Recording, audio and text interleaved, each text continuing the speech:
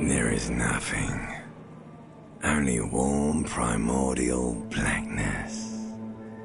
Your conscious ferments in it, no larger than a single grain of malt.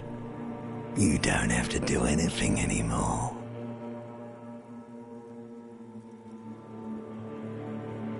Ever. Never, ever. Never, ever, ever, baby.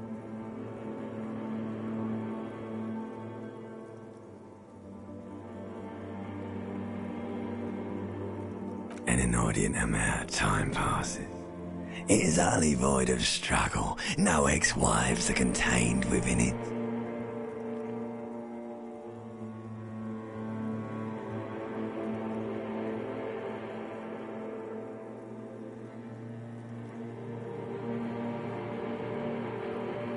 You got it, sweet brother. Nothing upon nothing upon nothing. I know you do, baby. I know. Coming right up, sir. Smooth passage.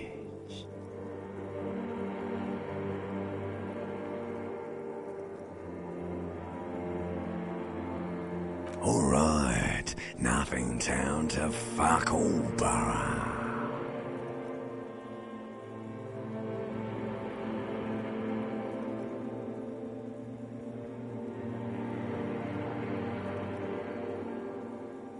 Do you want me to upgrade that to a one-way trip, sir? The song of death is sweet and endless. But what is this? Somewhere in the sore, bloated man-meat around you. A sensation. Like a fly to the ointment, your conscience sticks to it. The limbed and headed machine of pain and undignified suffering is firing up again. It wants to walk the desert. Hurting, longing, dancing to disco music. You can take it. You're a champion.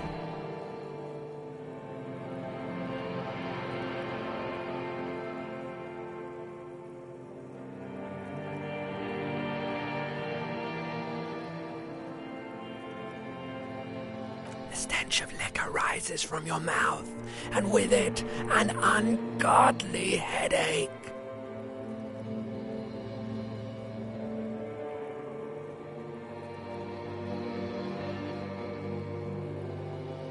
A fiery streak penetrates your skull, trying to force your eyes open. It's a sound, a clarion call from hell. Somehow, you know what it is. A Caprice Canema motor carriage.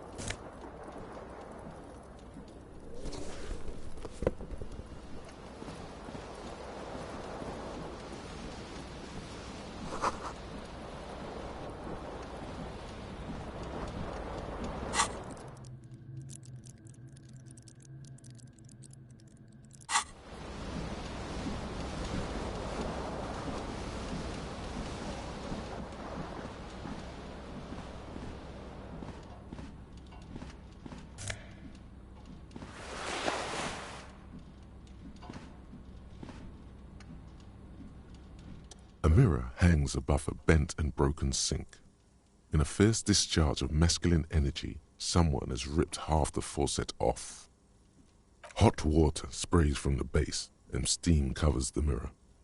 You cannot see yourself, just the outline of a man. Suddenly, you realize you have no memory of the face that awaits you there, underneath the soft vapor. As you slowly reach your hand towards the surface of the mirror. Abort. You clearly have not thought this through. You won't like what you see there, and you will never unbecome it.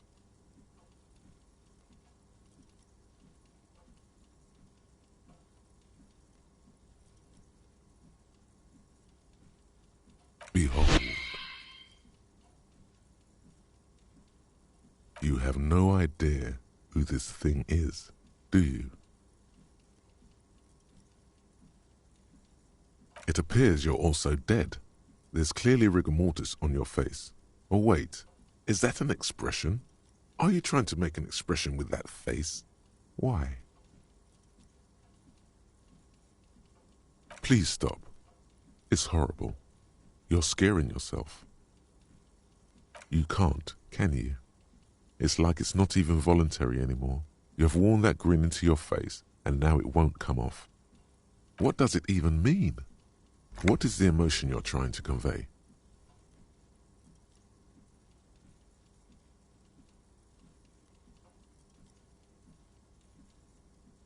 You should check yourself for a pulse, superstar. From here it looks like a cadaverous spasm.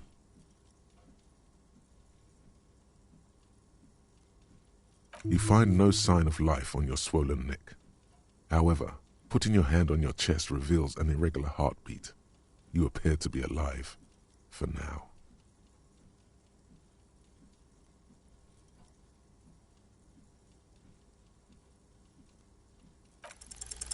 Like the rest of you, it comes from a bad place somewhere in the past. That's all you know for now.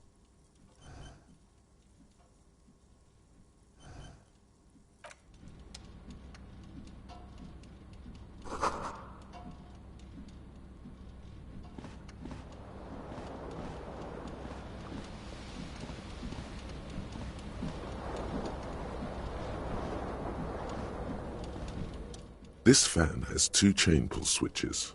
One ends in a tiny fan, the other in a light bulb. A truly horrific necktie has somehow attached itself to one of the blades. Or has it been consigned there as punishment? You feel as though this creature is your friend and wants to reattach itself to your neck so that you may continue your adventures together in this strange world. You swoop up and catch the tie. Snap. It's released from the blade. Warning, warning, the necktie is no longer contained. What you have in your hand is a fantastically colorful tie with 4 or 5 different patterns. The knot reminds you of a noose. If it's your friend, why was it up there? Who ties their friend to a ceiling fan? Maybe this thing is dangerous somehow. An ominous, foreboding feeling fills you as you look at the tie.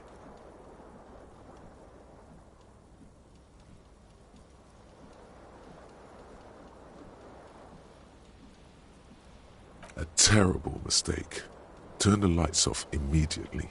You can practically feel the photons burning a hole in your brain.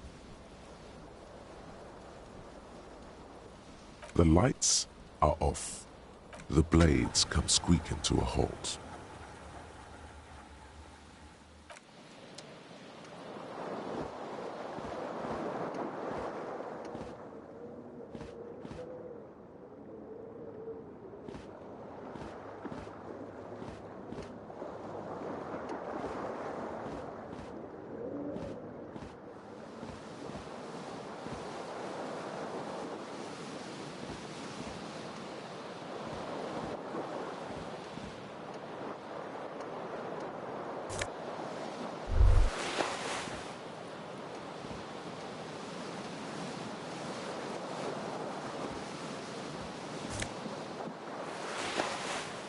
You hear a jingle.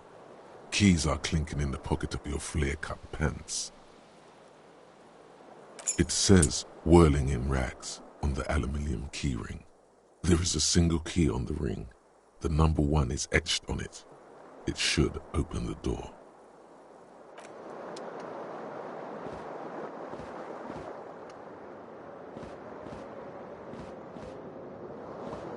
The window stands broken in its frame. Cold wind blows in. The morning light hurts your eyes. It's hazy, but you see the ocean and some war-torn buildings.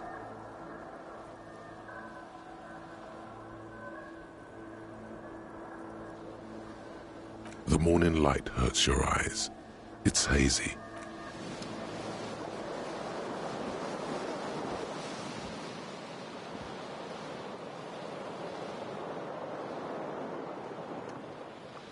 The window stands broken. The morning light hurts your eyes. It's hazy, but you see the ocean and some war-torn buildings. The shards face outward. Whatever broke this window came from the inside.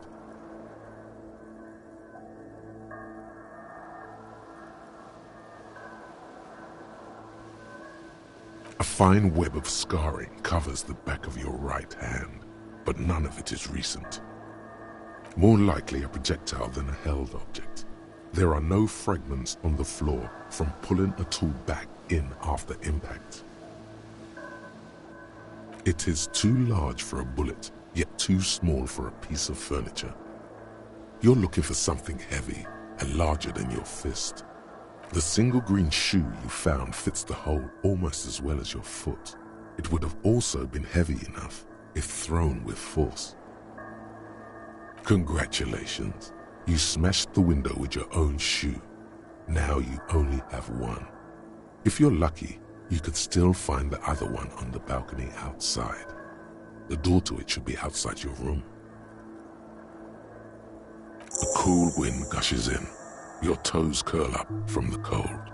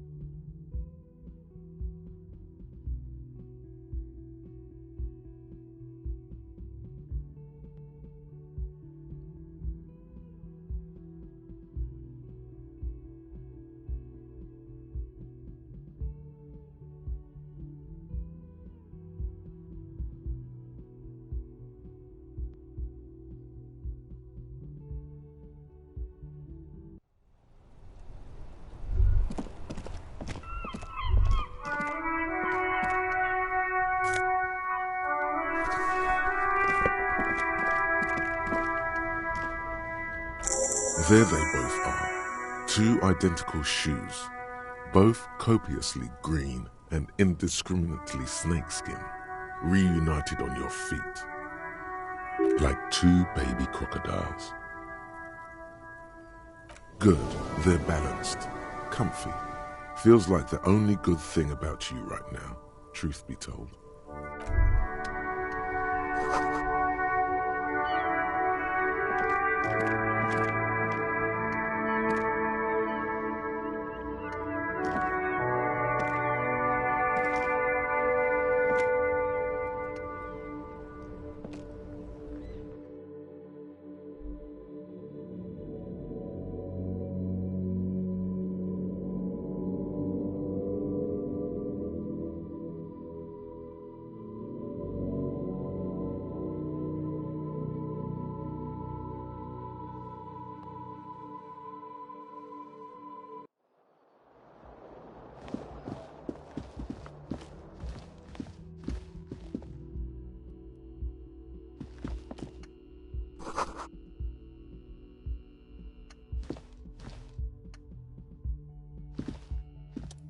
The young woman raises a cigarette to her lips.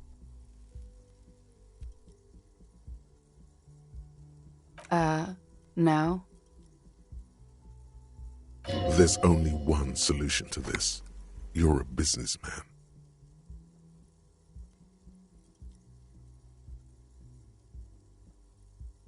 The young woman shakes her head slowly. Officer could be an artistic statement. You're already prone to those.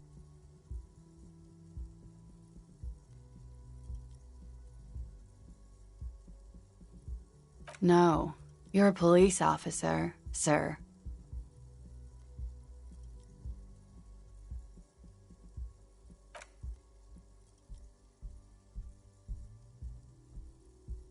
You've been here for 3 days. On official police business, no less.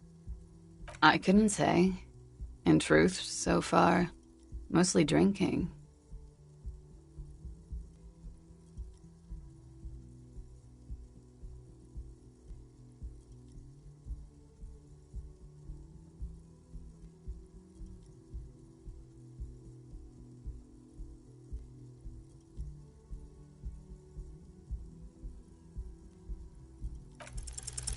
The words have already left your mouth.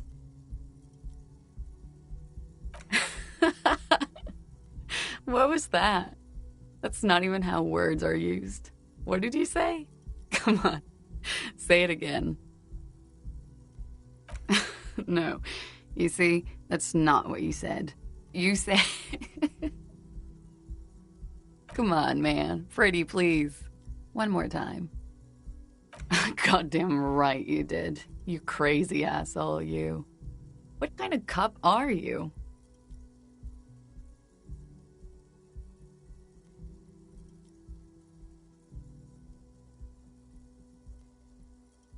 Okay, that's cool. Or if I can just maybe ask you to elaborate on that superstardom a tiny bit.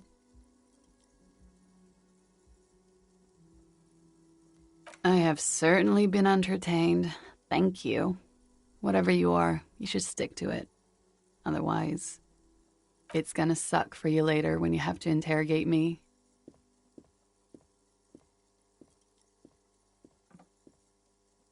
And for the record, no, I didn't do it.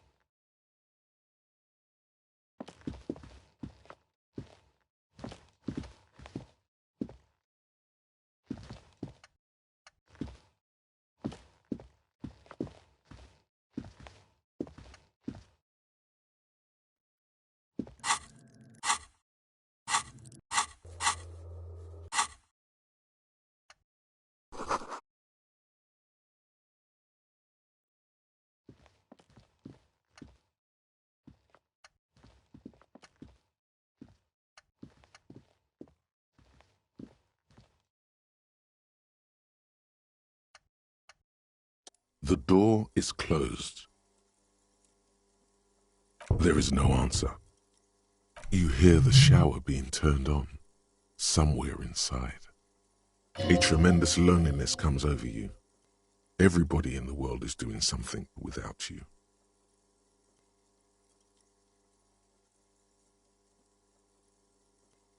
The door does not care.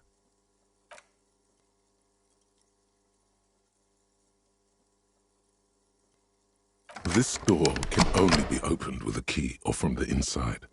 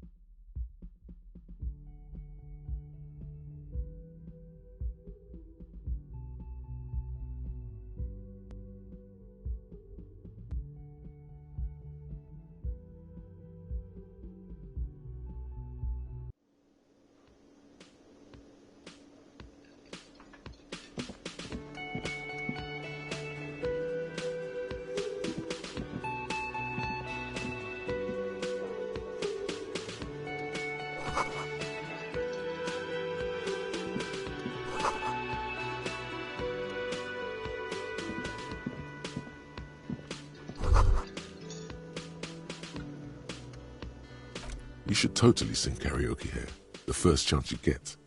Your emotions need to be expressed. People need to know your vast, oceanic soul.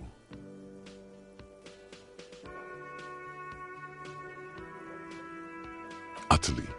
And it needs to be heard. Through a PA system. By other people.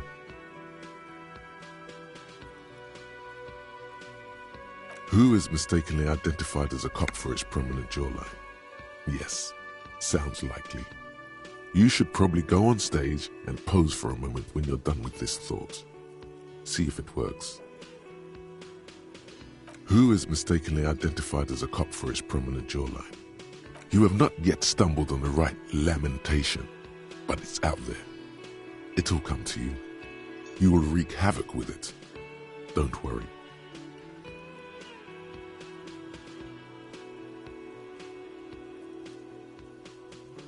No. Don't sing the happy song. It's stupid. Sing the sad song. It's profound. You have to find something tragic to sing first, though.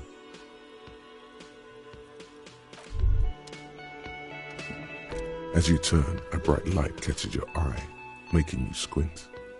From a distant sunset, a stage light, flash photography, nowhere in particular. It's just what superstar law officers do. They squint at lights, and they solve shit. Yeah, you have. You're a big dick cop, Dick Mullen, Salam Rocky Bayi, badass on-the-edge disco cop. Time to recede into a ludicrous fantasy world. Here we go. Camera, lights. With a sudden flash, the world freezes around you, and you along with it. In an iconic monochrome solution, a black silhouette against a rasterized orange world. It's on.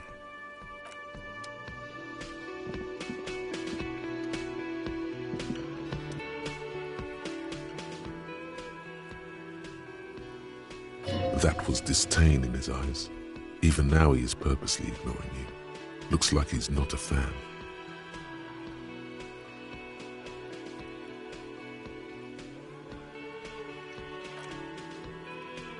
Oh no, you're a hero. A real hero cop. Could the massive property damage upstairs have anything to do with this?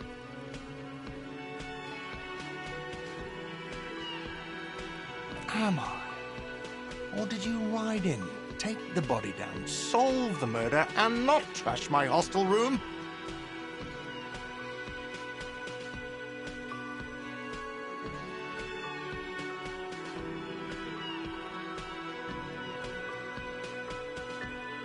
You're right, you didn't, and it's only taken you 3 days not to. No, I haven't seen you around. I'm not always here.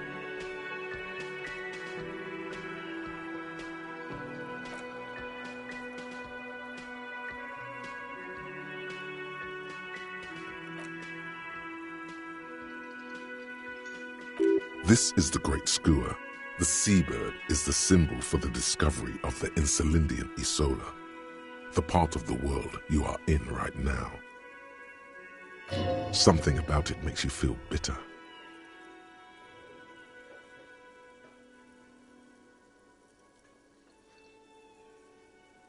Look, your buddy is over there. Why don't you go and talk to him, okay?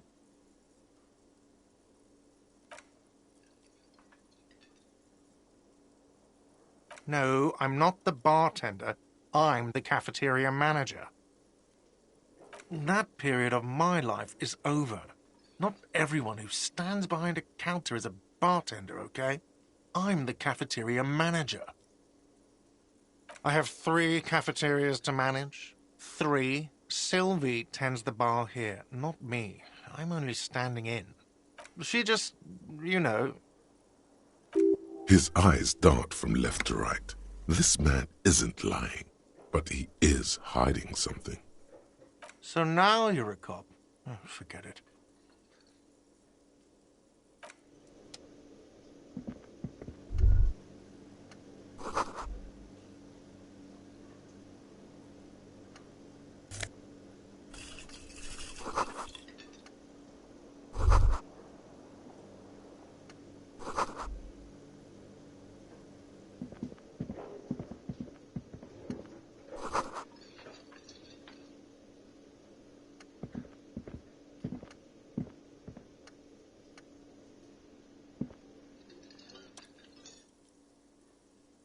You shouldn't keep your colleague waiting.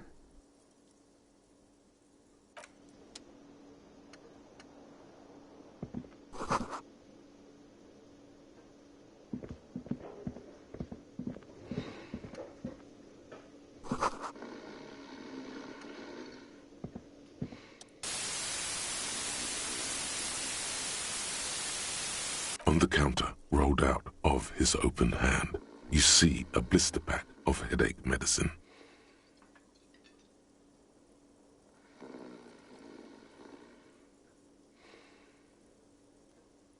The man does not mind. You probably need them more than he does.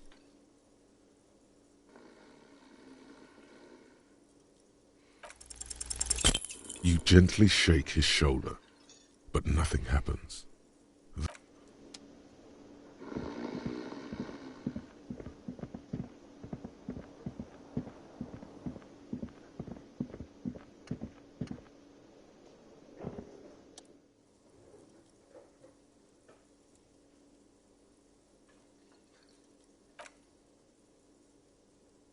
If an assault were launched on this building right now, if the windows came crashing down and the whole world descended upon you, this man would hurl himself in death's way to save you. You are sure of this, but why? Hello, I'm Kim Kitsuragi, Lieutenant, Precinct 57. You must be from the 41st.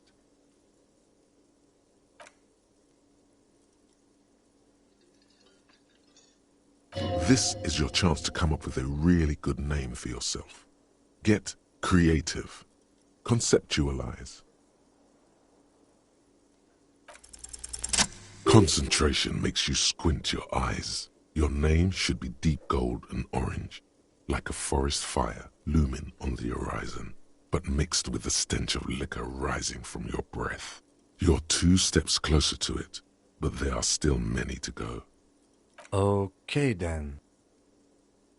It looks like we had a little scheduling error on Sunday. Saturday too, actually. Have you had time to talk to the manager here? What he means is, he has been trying to meet up with you for 2 days, but you have been otherwise occupied.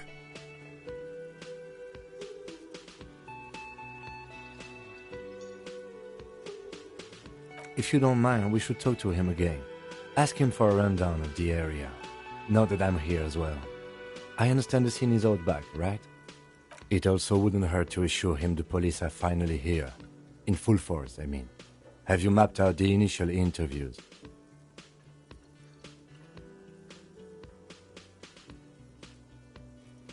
Okay, we'll have time for that after we take a look at the coroner's case.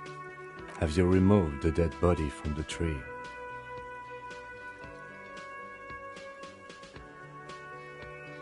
Does that mean the body is no longer in the tree? So, the body is still in the tree. This is the first time you detect a weariness in the lieutenant's voice. It is obvious he would have preferred for the body to no longer be in the tree. Where it has been hanging for 7 days straight. We should go there as soon as we are done talking to the owner.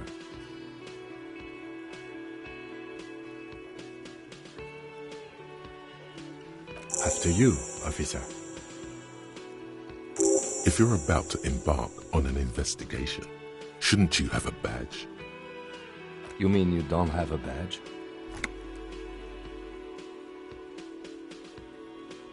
Losing your identification card is a serious matter. My vehicle has a shortwave. You can use it to report your badge missing. I advise you to try to locate it as quickly as possible, but getting the body down should still take precedence.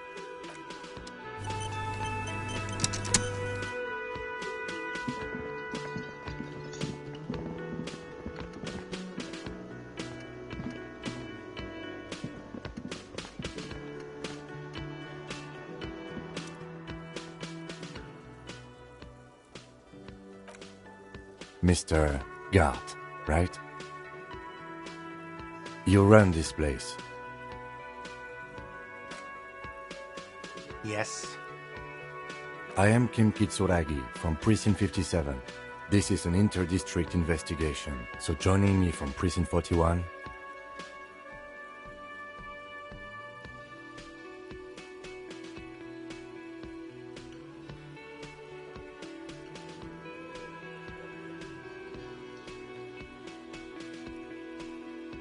Are you kidding me?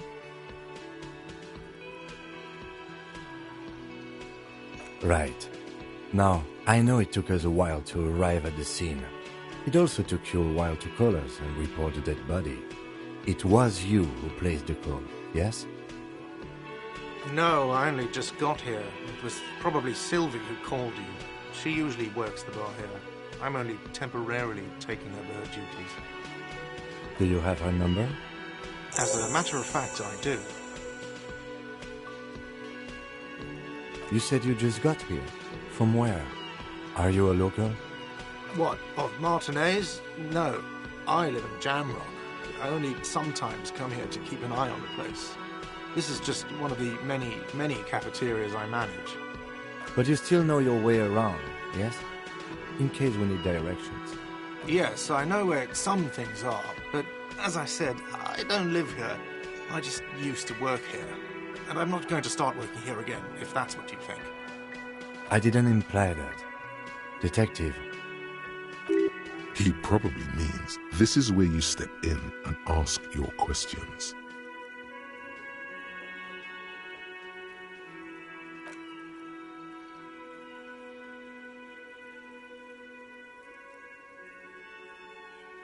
Behind this building, there's a courtyard. They hoisted him up on a tree there. That's easy. See that door there? First you exit through that. Then, to your right, you should see a big hole in the fence. A really big one. You can get to the courtyard through there. No need for the keys. The hole is big enough for the Franco-Nigerian cavalry to fit through.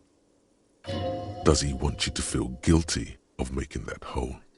It's implied in his voice. I don't know who killed him. I'm not the police. That's your job. Haven't you asked me that already? What is it with you and this woman? She has nothing to do with this. Okay, you got me. She went away because of the dead body out back. And because I asked for her number. That's why Sylvie went away. I hope you appreciate that. Thank you.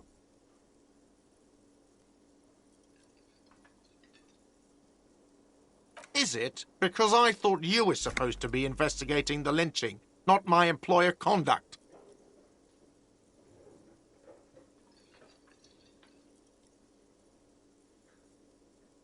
Good for you. Was there something else? I'd like to get back to what I was doing. Let's go.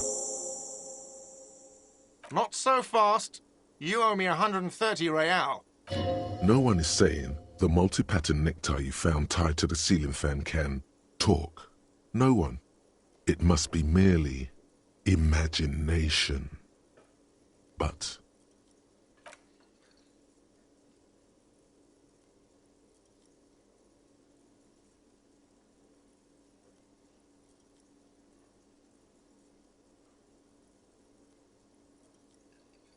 Oh, you don't owe me shit.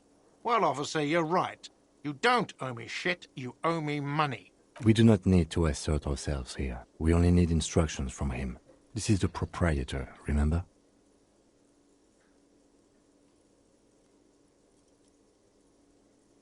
You know, I get this all the time. Some hobo comes in here or some backpacking arsehole off the boat. The next day, when they can't make their fees, they get aggressive. I just never thought I'd be in this shit with a cop. Please, just give me the money.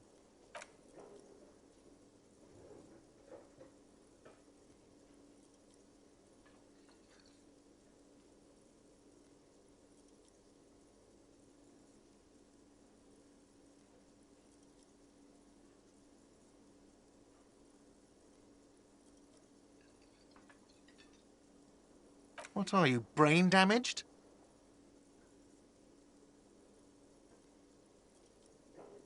Money is what grown-up people use to pay for things. Things like this hostel room or 8 bottles of potent blend and 9 packs of Royal Extra.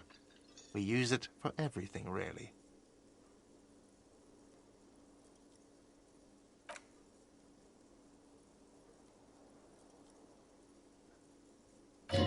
that's cop 4. I haven't offered to pay because I don't have any money either. I'm sorry, but he has to pay. I can't let him stay here any longer if he doesn't. If he doesn't have the money by tonight, then...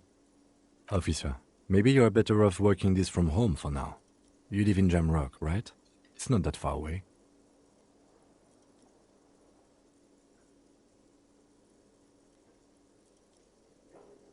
You mean somewhere else to run up a huge debt? I don't think so. The union squeezed most places out of business to fund the strike. You're better off home. Officer, you really need to take this up with your station. I have a shortwave radio in my car. Call them, ask for assistance. We have to get this investigation started now. Good luck.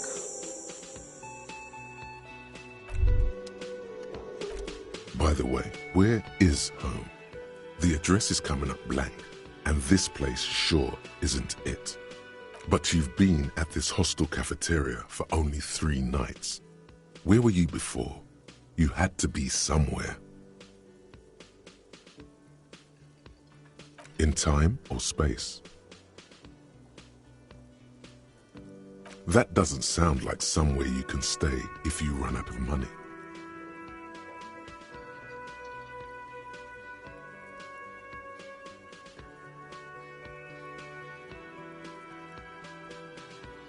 You can try. Run some addresses in your head when you get the time. Maybe a street or an apartment will appear.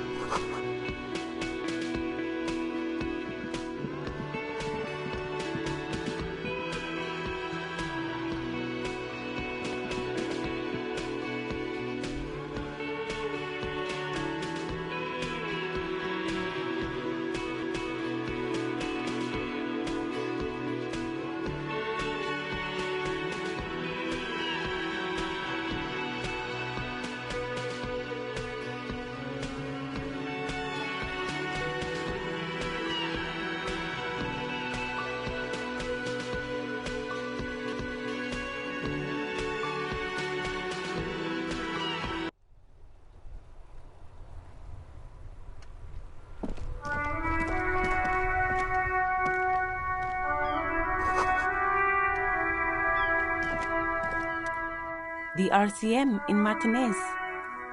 What can I help you with? We don't see a lot of police around here, that's all. Of course. What can I help you with? Of course. Where to? Oh, that's right there, in the yard. She's relieved someone has come for it, finally. What do you mean? We're in Martinez, sir. This intersection is called Roundabout North, I think. There's the pier, the Cape Side apartment buildings, some more tenements. Not a lot, really. No problem.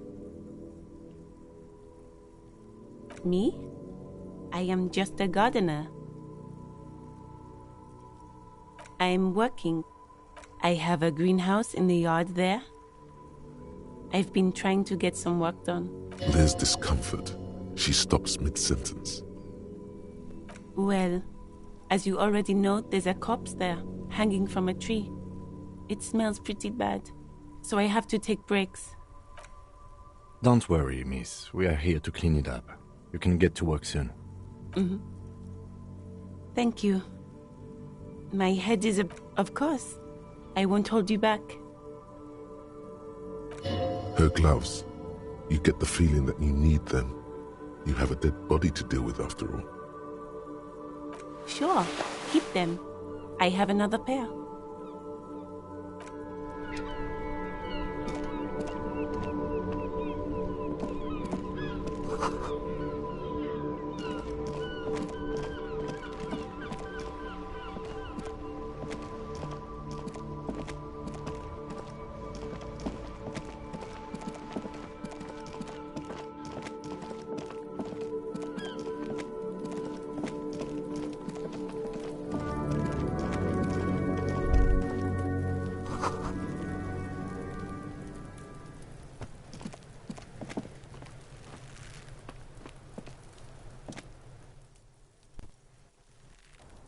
Kuno's got this!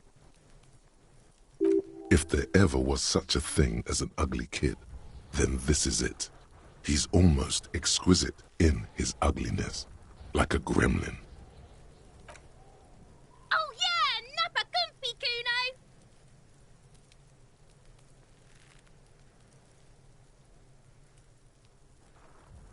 Can't talk, pig! Shit's coming up strong! Throwing rocks! Shit coming up strong. That sounds good. Joyous. You should hang out with this kid and see what that juicy shit is all about. I mean drugs. The kid's on drugs. Yeah, Kuno! Ride the lightning, Kuno! Kuno's riding it, see? The rake, Kuno! You should throw the rake at him, Kuno! The fuck? Does Kuno know what a rake is? Kuno's not a gardener.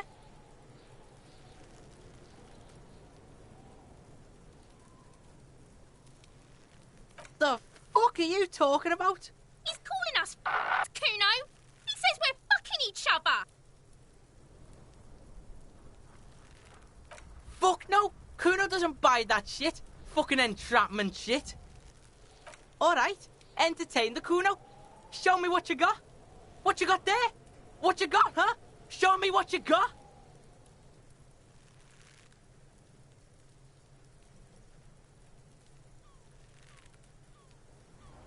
Shitload, pig. What's your question? Don't tell the pig shit, Kuno!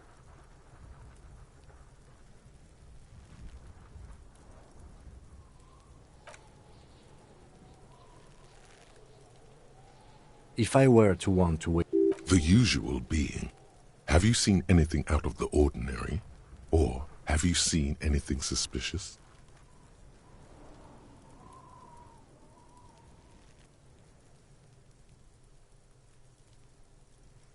Just a couple of pigs sniffing around in the dirt.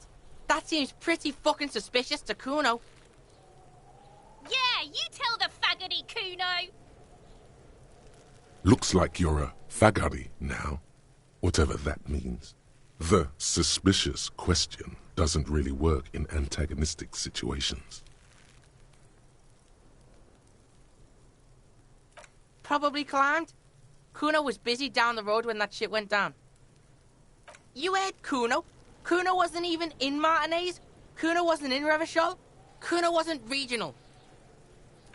I don't know. Some fucking... Mesk or I don't know. Some other place. Night City.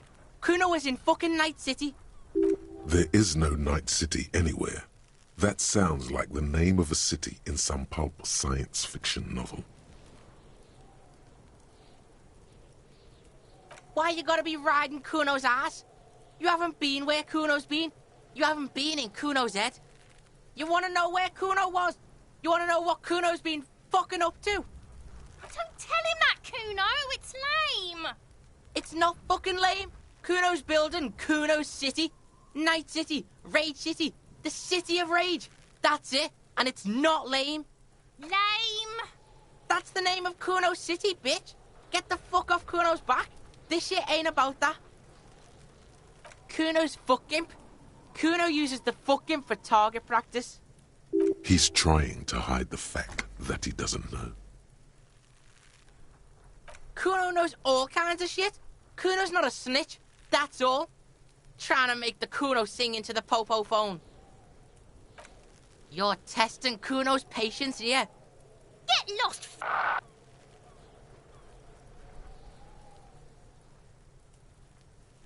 Kuno doesn't fucking care.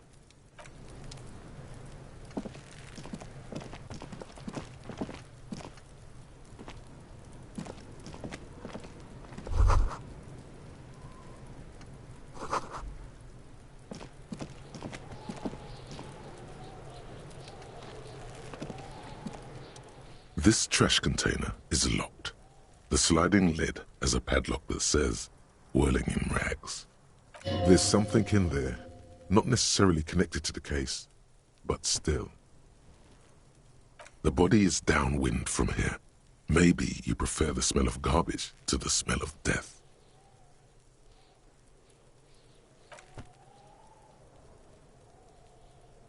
Trash, food waste from the cafeteria. They lock these containers to keep the derelicts from flocking in. Could be evidence, too. What do you mean, feel?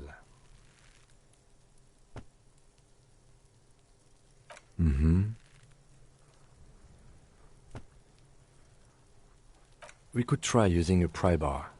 There's one in my motor carriage, or we could ask for a key from the manager of the Whirling in Rags. He probably has one.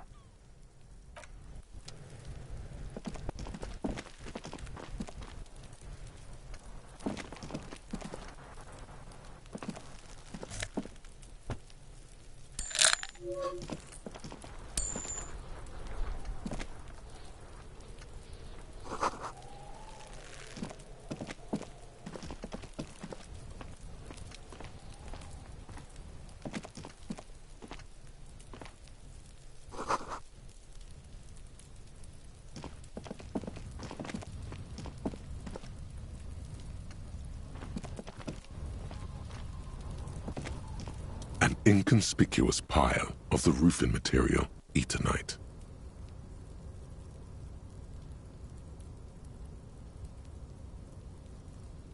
It's nothing. Someone just left some roofing material slanted against an old shack. Because there's a secret door hidden behind the panels of Eternite. That's why they're too orderly. There it is. You see a shabby little door.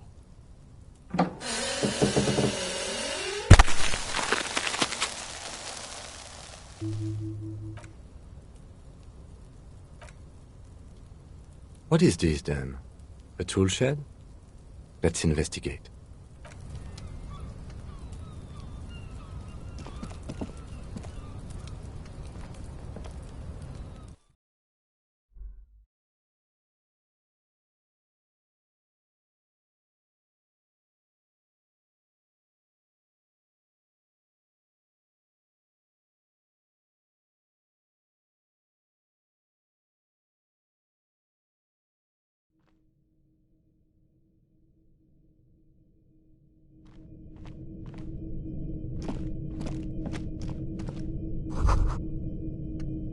Be still, my beating heart. It's amphetamine, sweet amphetamine. The lieutenant isn't studying the powder in the mirror. He's studying you. There's a good vague way to ask where he stands on drug use. Professionally, I mean.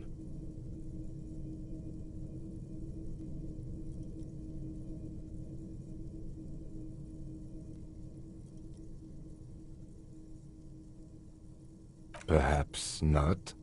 This is below our pay grade, detective. However, see that ladder there? It's probably another way into the industrial harbor, no? A secret path the local kids use.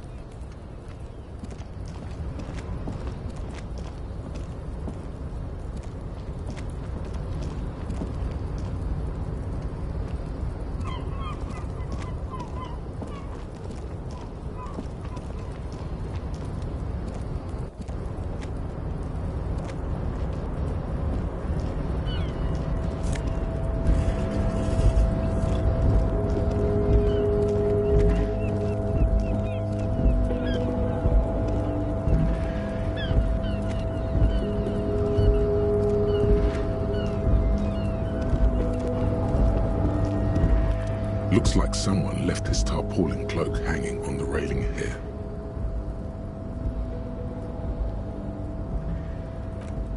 Yes, it's probably yours. It bears the RCM insignia, and you have a habit of being careless with your equipment.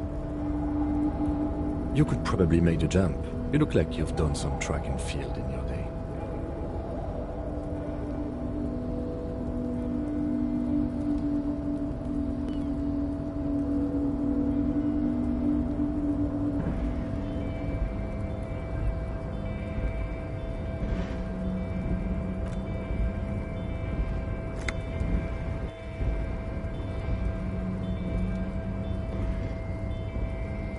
The look in his eyes is a mix of the engineer-like interest and the wonder of a 6-year-old seeing a horse for the first time.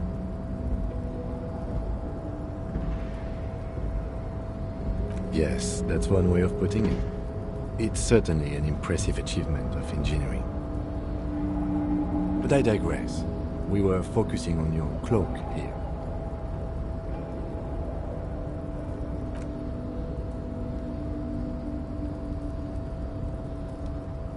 The look in his eyes is a mix of the engineer... Yes, we were in the middle of something. Your cloak.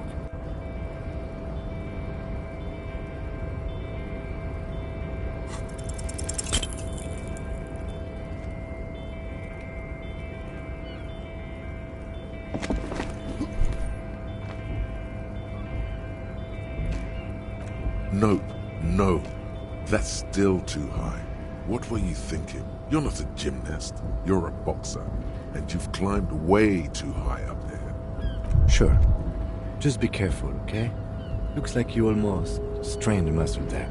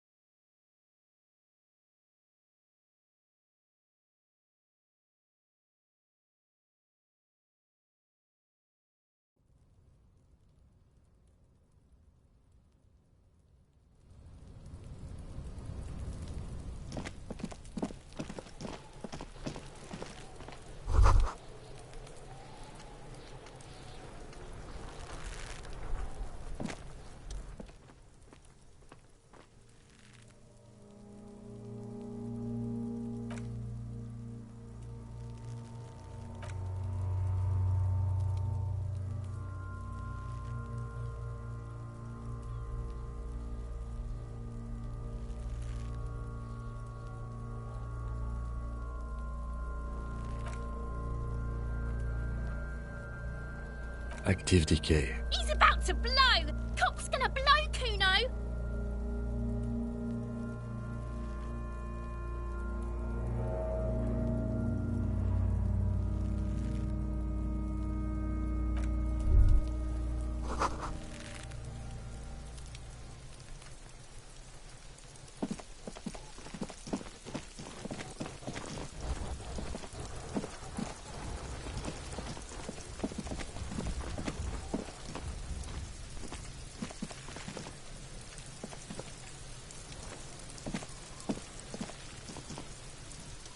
There are several footprints in the mud, left by work boots. Anywhere from 6 to 12 pairs have walked here. Maybe more than 12. No, 8 pairs of boots have shuffled back and forth in the mud. 1. Standard work boot, steel reinforced toes, number 46. 2.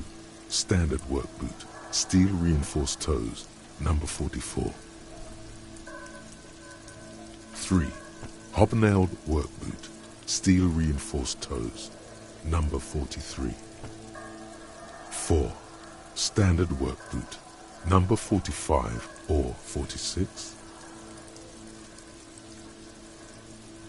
5.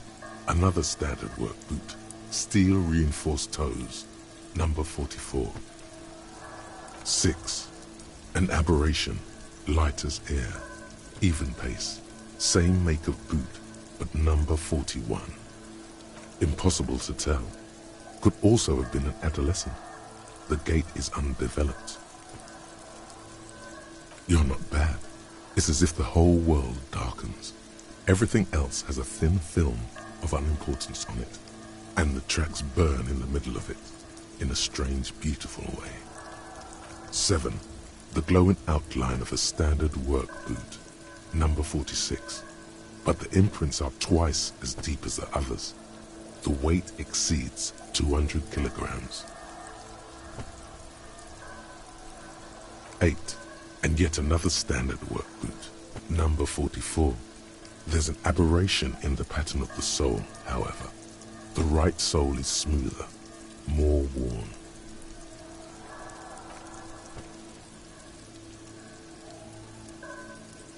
I was pretty off then. I counted 20.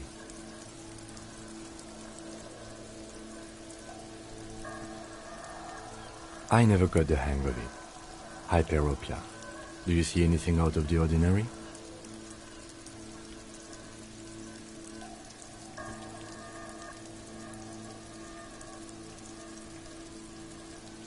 A woman or a kid?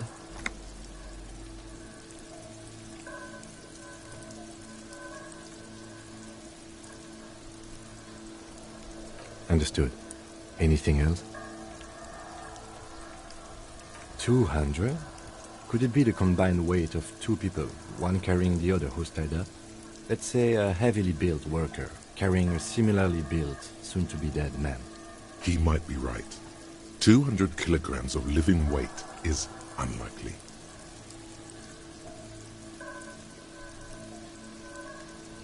Possibly, yes.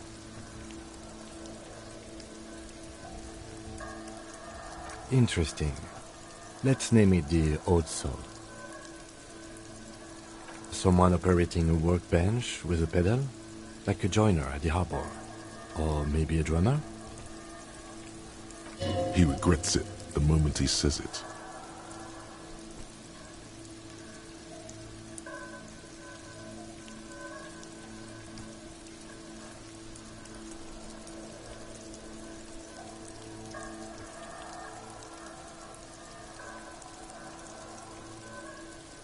No, it's not. Forget I said it. We are not looking for a drummer. Perhaps it could be a driver. A driver would wear out the right shoe before the left. The accelerator is on the right.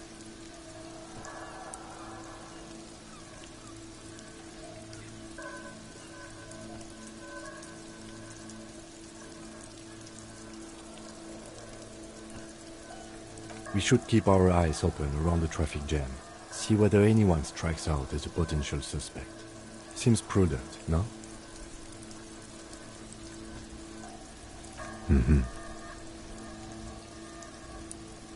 A week, maybe? 7 days would fit the time frame provided to us by the caller, who reported the hanging. It is not impossible.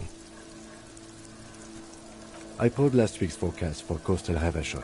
7 days below freezing. The day before, the day of his hanging, was the last one day. Correct again.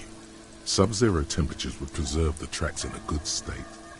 The commotion here could have taken place a week ago.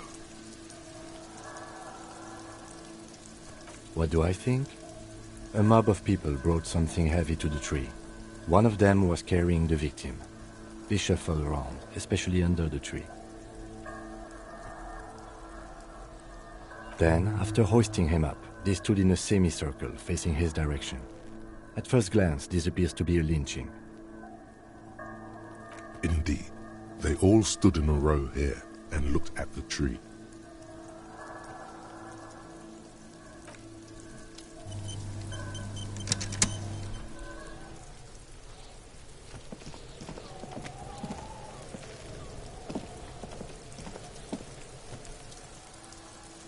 What do you see?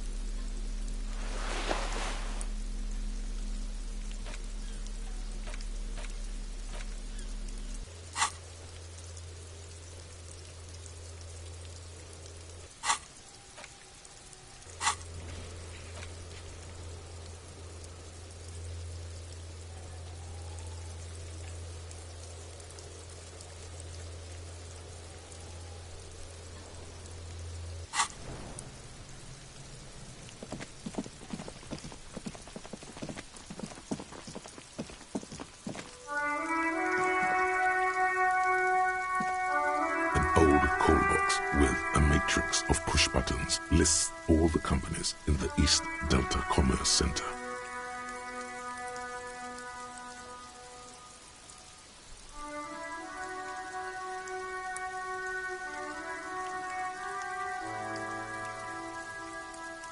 Nothing happens after you ring the doorbell. They don't want to talk to you.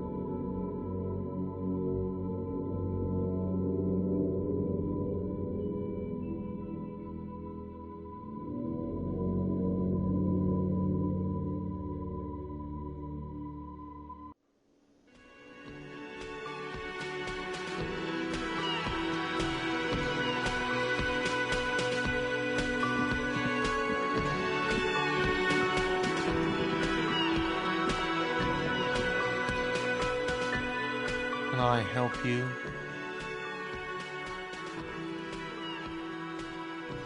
Mine? No, it belongs to the Whirling in Rags. Thank you for clearing that up. Why do you keep the container locked? Why?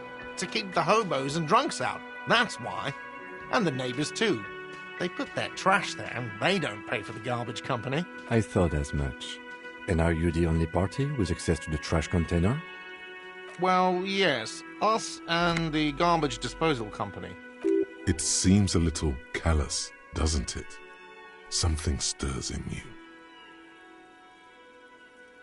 Prod at him and find out.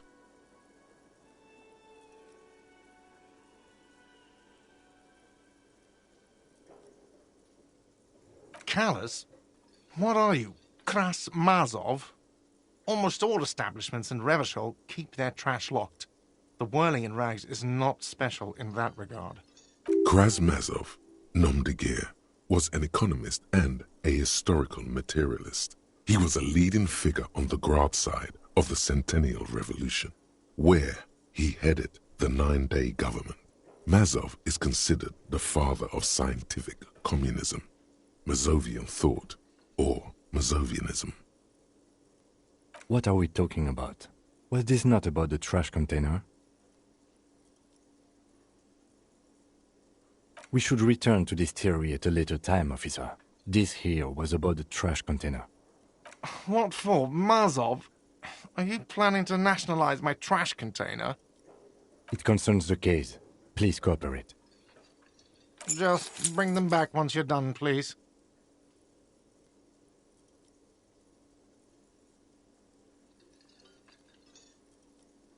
Absolutely out of the question. You wait and see, cafeteria manager. Absolutely in the question. First we find a sad banger, then we sing this place to shit. Your body is ready, sire. What thing?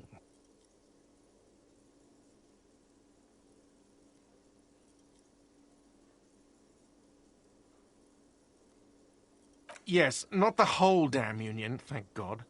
Just the nastiest and loudest faction. They come here in the evenings. Dumb, unruly types. Think they're big shit. But they're good customers. They place big orders and always pay on time. He hates the union, but grudgingly recognizes its power over him. So he's directing his frustration at you instead. Retaliate.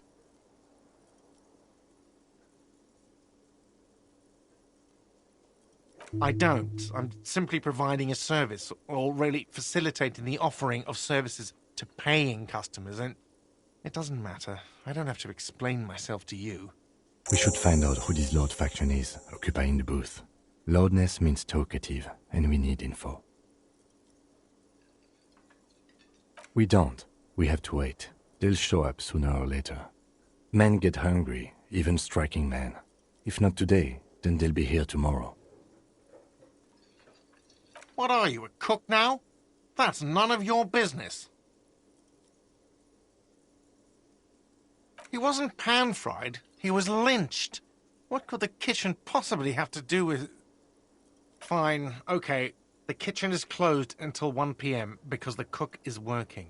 You can snoop around after that, if you must. What? By the way, you should come back to this thing-based questionnaire if you see anything interesting in the whirling later. Another thing. Great. Yes?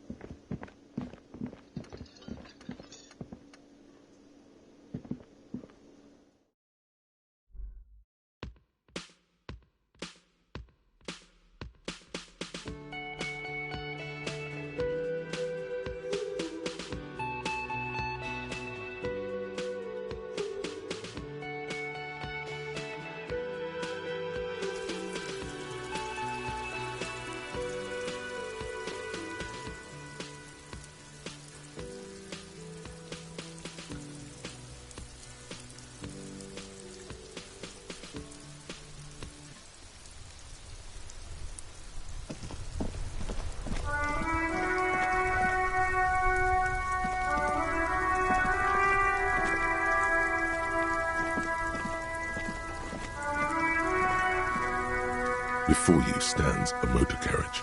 The bodywork is covered in blue and white livery, bearing the number 57. Vapor emanates from the large engine on the back of the vehicle. It hasn't had time to cool off yet. This must be the infernal machine that tore you from oblivion. The Caprice Kinema motor carriage. In the cabin, you are welcomed by a set of steering levers, a radio microphone on a hook, a pull-out toolbox under the seat, and the soft glow of the fuel preheater gauge.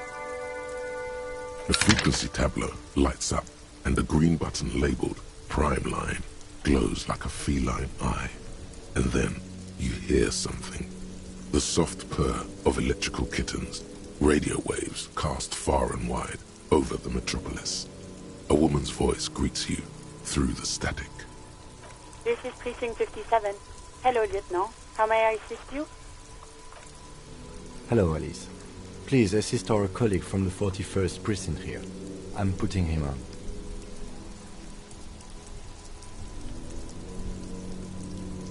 This is Officer Alice Demetri, Precinct 57. How may I assist you? Just a second, officer.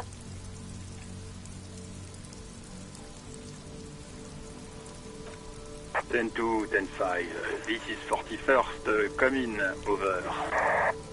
A scrawny old man sits in a dusty cubicle, smoking, with a large white rectangle sewn on his vest. In front of him is a box-shaped apparatus with an array of wires and antennas. The radio switchboard. The man uses relay code. You've got this. You're a cop, and cops know relay code. 10-4, message received. 10-5, relay message. What's your status? Over. 10-18, state your message, sir.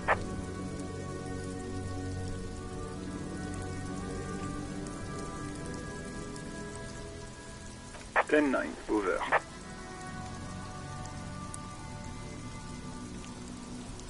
10-4, message received. This is a very serious situation. I need to 10-22 the captain. Over.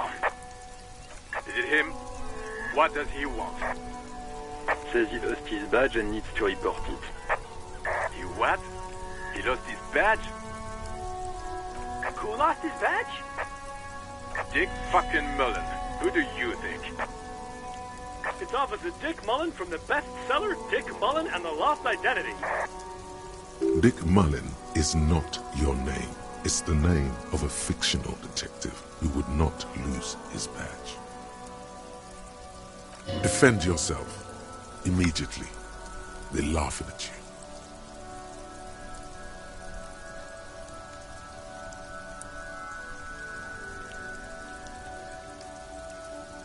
He says this has probably happened to other policemen before him and laughs sarcastically.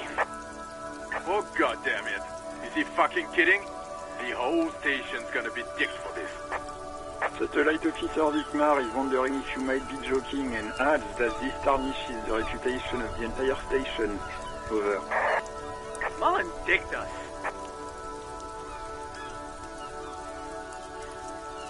10-4, I hear you, officer. I'm just going to make a note here that you are in pursuit of your misplaced badge. Over.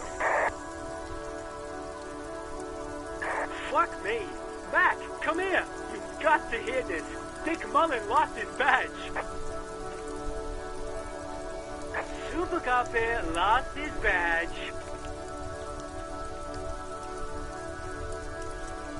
His badge. He lost his goddamn fucking badge.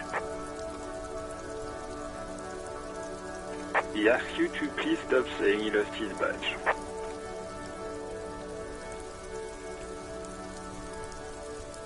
Sergeant Orson was wondering if you found your badge yet. Over. You don't have a comeback. Sorry. It's hard to think like this. He's not replying. Looks like he's still looking for it. 10-9, come again. I didn't get that. Over. New heights even for Captain Sober.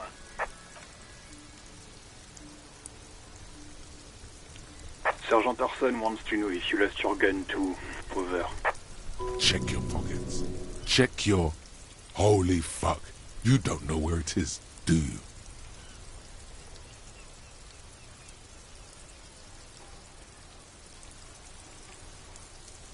Okay, it's gone. Your gun is most definitely gone.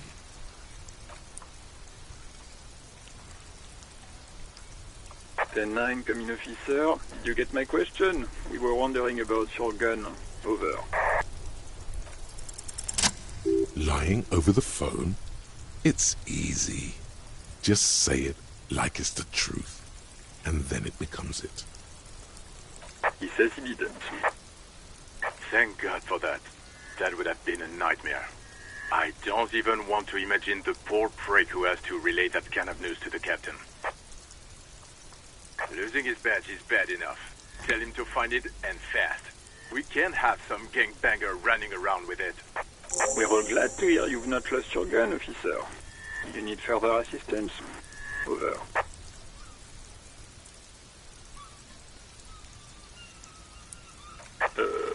Okay, 10-4, sir. I hear you. Relay your question. Over.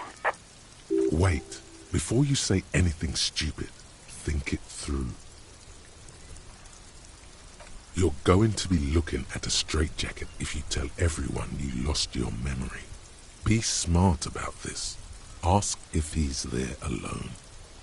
10-4, sir. I'm not hearing your question.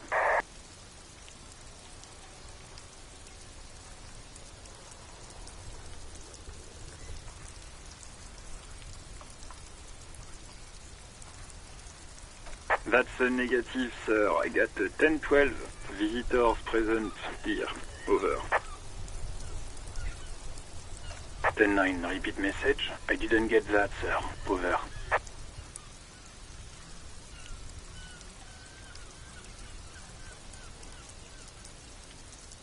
Sir, I will not have you talk to me in this manner. Over. What?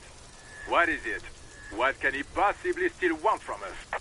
He seems intoxicated and keeps asking me to call him by his name. Mullen's drunk and emotionally aggressive. That's new. Wrap it up. Don't indulge in his drunken antics.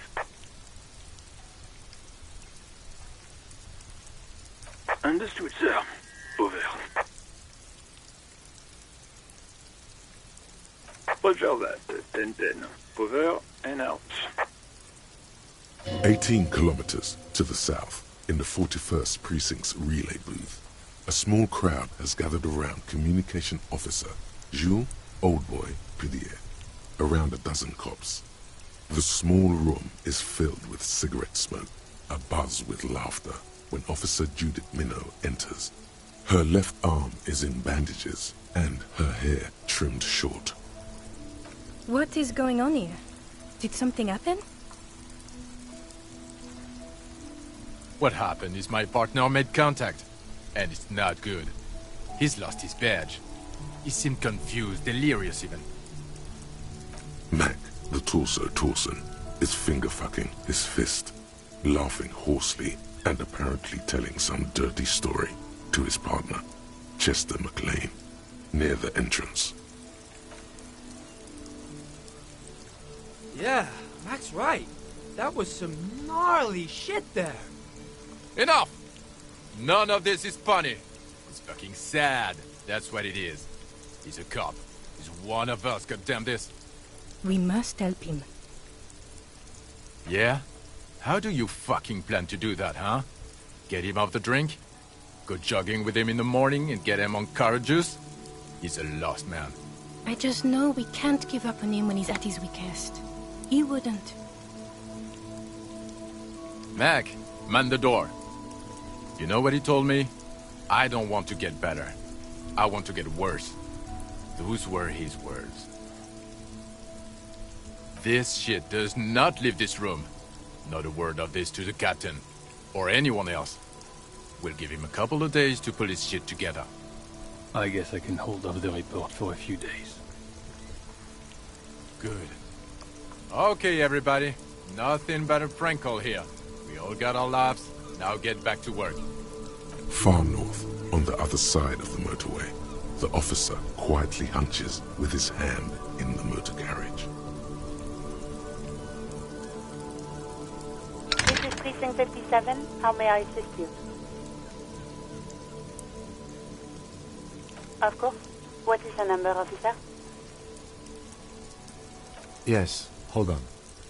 Her number is 005 1944 298. Received. Hold on, officer.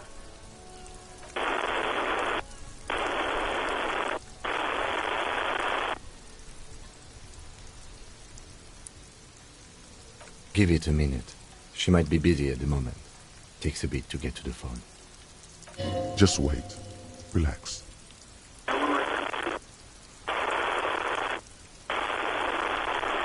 Officer, I have Sylvie Malaika on the line for you. Yes, hello?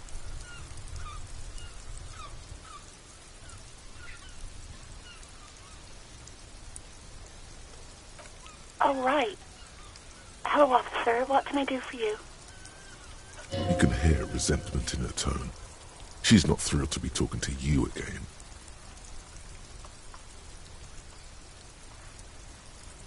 You mean, why did I leave the bar? Honestly, I'm not really comfortable discussing it with you, sir. Why not?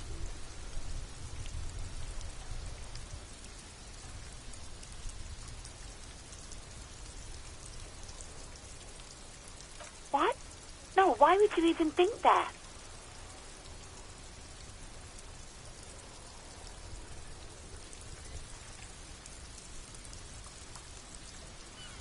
Please, don't bring Gar into this. It's none of your business. I already said I don't want to talk about this. You're messing everything up again. No, not me. No, sorry. I don't. Not a lot of people have phones around here. Copper thieves take the wires. People don't have the money to have the cables put in again. They use the Union's phone, or the one on the coast. So the Union has a phone, and there's one further down the coast. Got it. It was someone else. We'll find them sooner or later, officer. It just might take a while. What? Of course it bothered me. But I thought the Union already knew about the courts. No one calls the police. The Union would get angry. You know, what the Union says goes. People listen to them and they take care of their own, which is like everyone here. Garbage.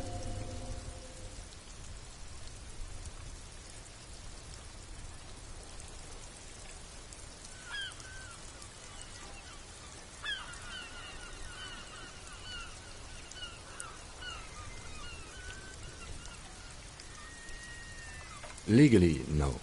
In reality, yes. Martinez is de facto policed by the Dock Workers Union. Words are not necessary to feel the lieutenant's discontent for the situation.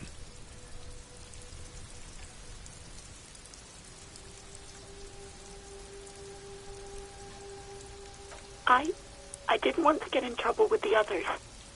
Push her further. Show her the error of her ways. No, don't push her. It sounds as if she's about to cry.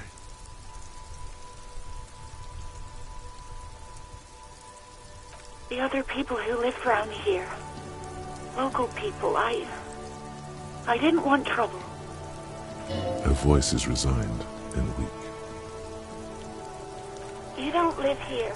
You don't understand. Squealing is frowned upon here. Everything is dealt with, well, by the Union, internally. Please, I just didn't want any trouble.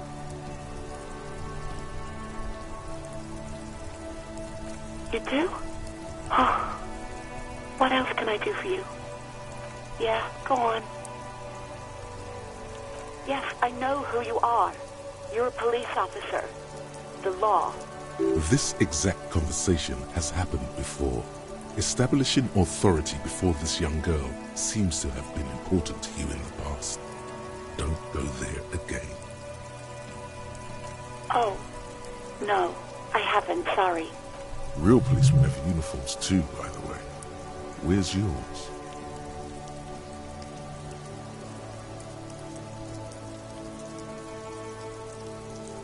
He's in plain clothes, voluntarily. It's different from not knowing where your uniform is. There are officers who wear the signature Perseus black uniforms to the highest ranks in the RCM and end up buried in them as well. Others do it more casually. Looks like you're one of them. Please, no. Not this again. Everyone saw your cool gun detective. You were trying to impress some people with it. Everyone was eating and... you were waving it around in everyone's face, begging them to describe it. You said it calms you, and then you started making suicide jokes. It got pretty graphic. Oh, those again. I have been trying to wean you off them. You know, when you put your gun, your actual gun, on your temple and pretend to shoot your brains out, off of that, people don't like that. I remember this. You were screaming things like, "My brains are all over the wall," painting them red. I won't be seeing it, 'cause these are my brains. I can't see without my brains. Very nice visuals there. Some poor sod was trying to eat his pudding while you were screaming, spit flying, imitating the mercy shot right next to him. Spat some in his food. I don't think he touched it after.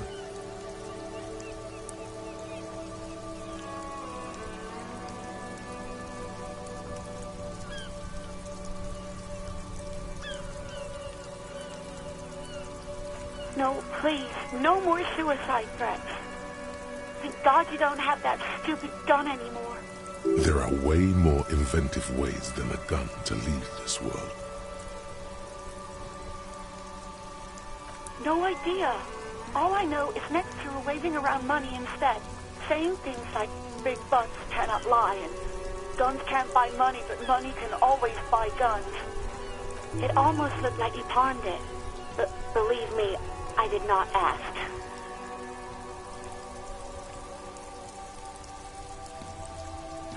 Uniform? I never saw you in any uniform. You had your things on, the disco things. I do hope so. Please, don't call me again. Bye. Yes, you have obviously done something to upset her at the Whirling in Rags, when she was still working there. I'm not mad, it's just... You were so drunk and so emotional all the time, and then the skua thing happened. Just made me want to quit.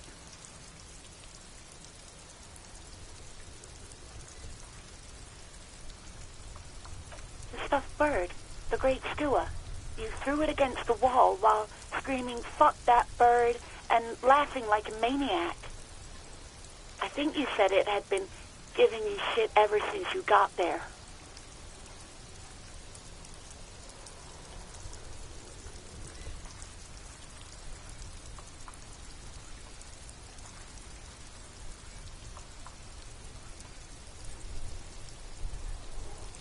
Didn't seem like you had fun doing it, though. Yes, obviously. You were the worst client I've ever seen. And I have seen so many assholes in this place. I've had sailors fighting, union guys grabbing my ass, kids stealing booze. Once a guy was glued to the karaoke machine every night for 2 months. But you... well, you were worse than all of them. Honestly, you were getting borderline aggressive. Even about little things like not turning down the volume at 3 a.m.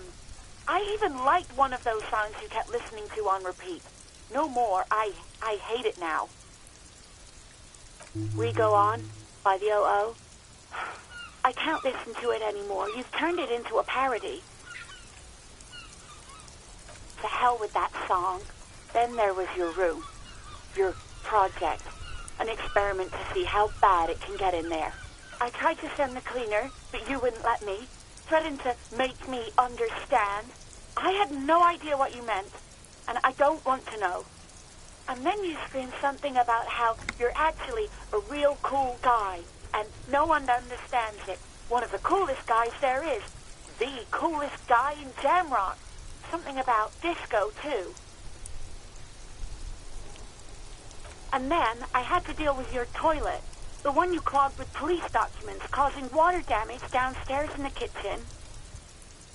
I won't even mention you waving your gun around, harassing customers, threatening to sing karaoke, threatening to kill yourself.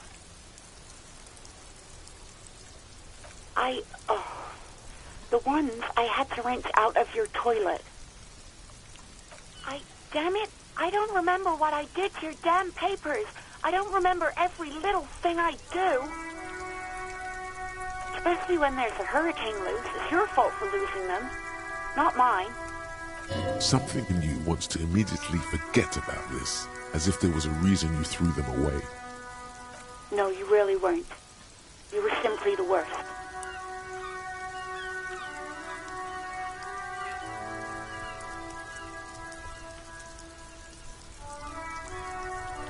God, I knew I shouldn't have brought it up.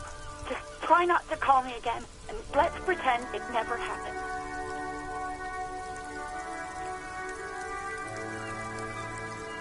Wait, really?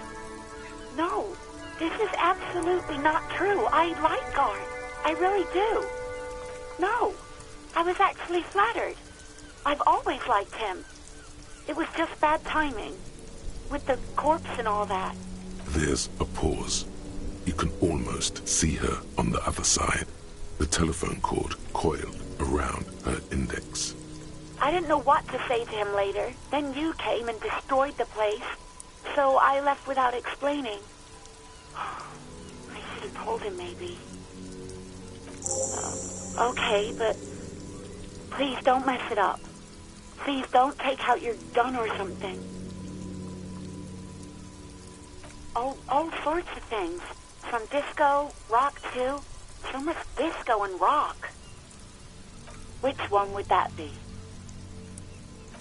Sad? I think the one you mean is the smallest church in Saint-Saëns. Butchered that right up. Interesting.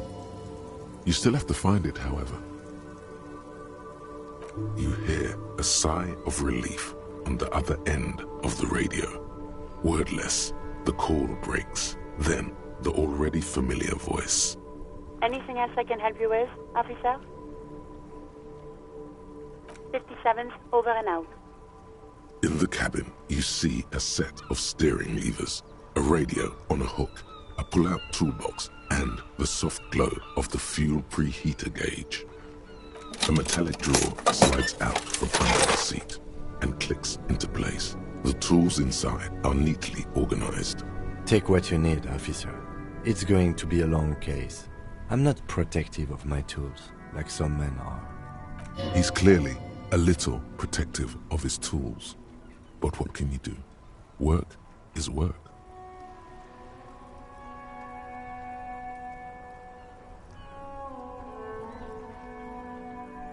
The pry bar feels nice and cold in your hand, heavier than you'd think. Useful for opening all sorts of doors and lids. The handles are long and sleek. Snap, snap, go the cutters in your hand. It's robust, weatherproof, and well-made. Police issue, blue. Lets you see things in the dark you would otherwise miss. The pull-out toolbox slides back into its nest. Preheater gauge casts a warm glow on the steering levers and the radio on its hook.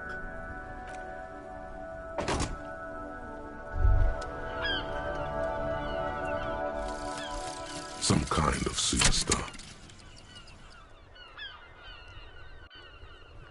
They say the world isn't ready for a rock and roll cop. No one wants their state monopoly on violence to be mixed with celebrity worship. They claim to know it would be dangerous for detectives to rise to the ranks of demigods and have sexual encounters with barely legal cover girls. It would be insane, they say. To all this, you say, fuck off and die, in a cool voice. You people have no idea how good these cops are gonna get. They're gonna crack 20 cases a day. In the future, cops will be like astrophysicists, or prime ministers, or prophets. And you're the first one.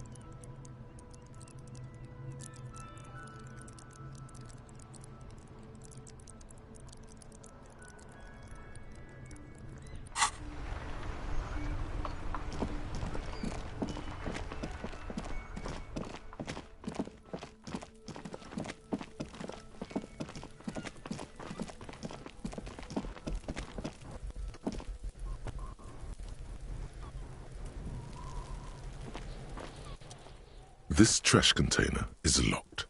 The sliding lid has a padlock that says, whirling in rags.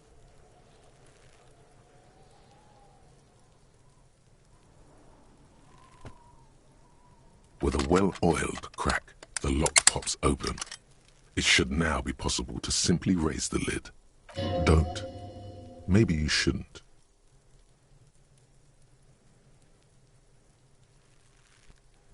There is, but you won't like it. Sweat forms on your brow. Your hand is still on the lid. The smell of rotten food rises to greet you.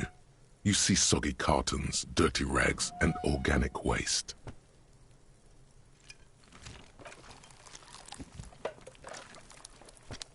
We're just in time. This hasn't been emptied for over a week. You see milk and egg rest with one broken egg in it. Some pasta wrapper. Picking up the soggy packages somehow feels familiar. A box falls into pieces in your hands. Batiste Soleil cereal. There are plastic pasta packages below, and turbo noodles. Nothing of note, however. Among the threadbare kitchen towels, something catches your eye.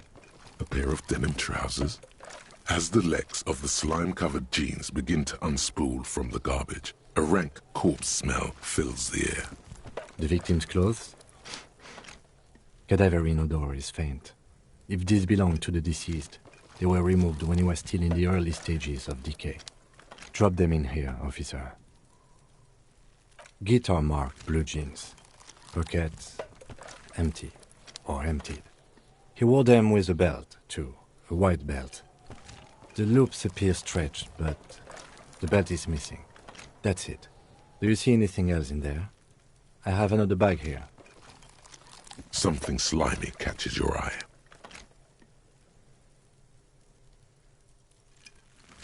A drab, long-sleeved shirt, olive-colored, appears from the food waste, dripping with pus.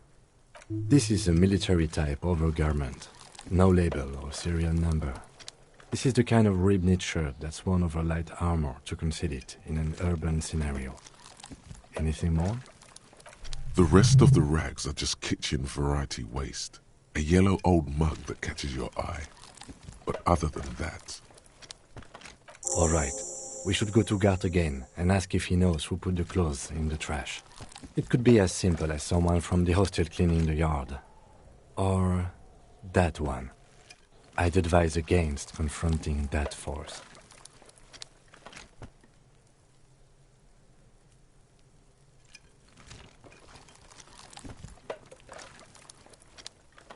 Not really. All we know is the victim's clothes are in the trash, the lid was locked, and his establishment had the key. It's just a small loose thread. The fuck's he on about, kids? You hear that, Kuno? He thinks you're an infant or something. See?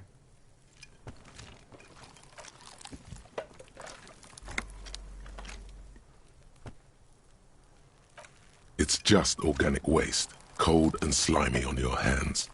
Apple and potato peels, mostly. Unidentified sludge, and the occasional chicken bone thrown in for good measure. But hey. Nothing. It's nothing. Nothing more to see here. What's this? A blue piece of plastic sticks out from the apple peels. It's shiny. Looks like the corner of something. They look badly damaged, but you can still make out forms and notes, written in a man's handwriting.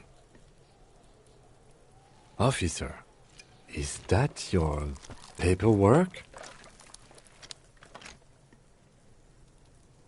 Yes, it is. Look.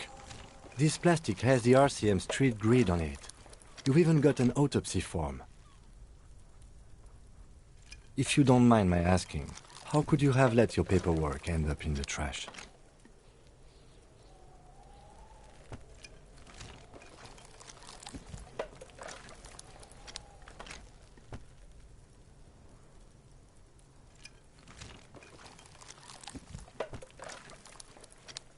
Officer, this is an official piece of paperwork.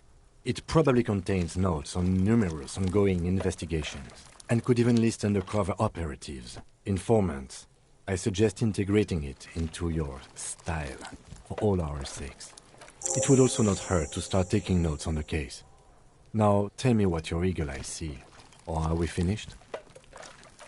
You pick out a broken mug with an oddly racist depiction of the yellow man frolicking in saffron. Only in its social sensibility. Mm-hmm. The container sounds a muffled gong. That's one thing off the list. I think we got it all.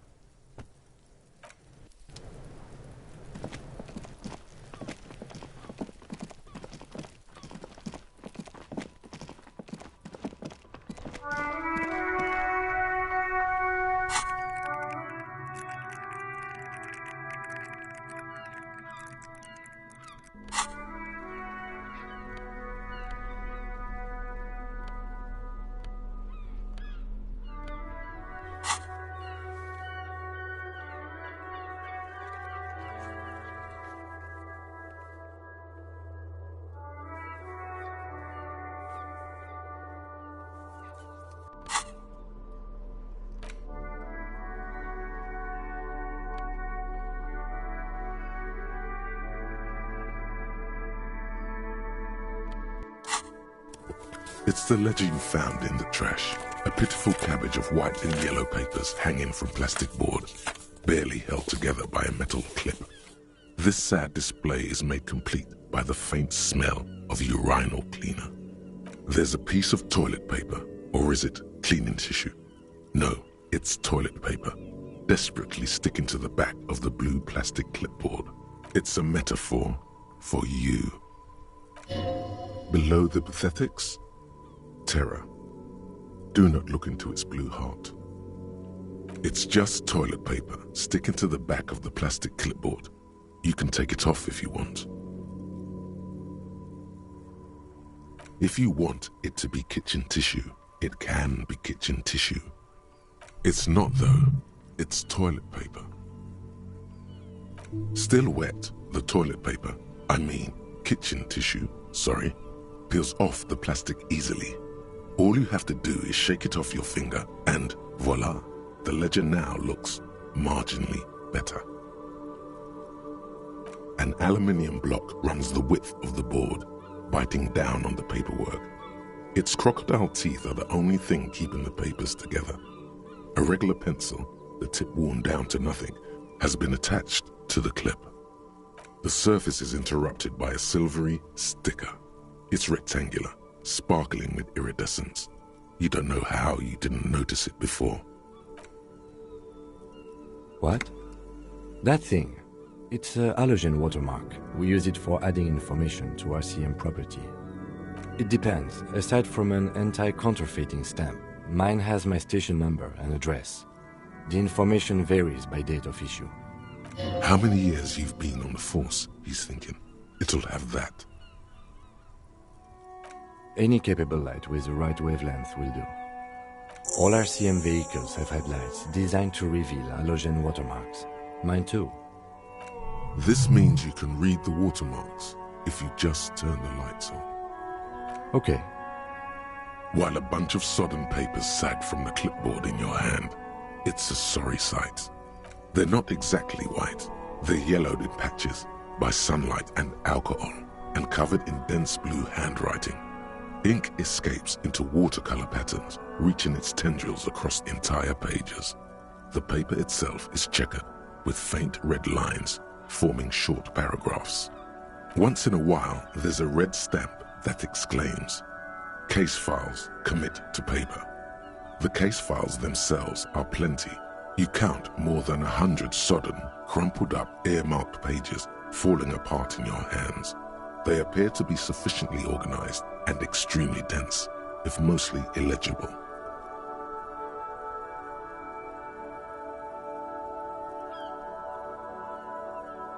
Work, strife, poverty, the Jamrock Quarter. These are handwritten logs of investigations dating back to January 51, this year.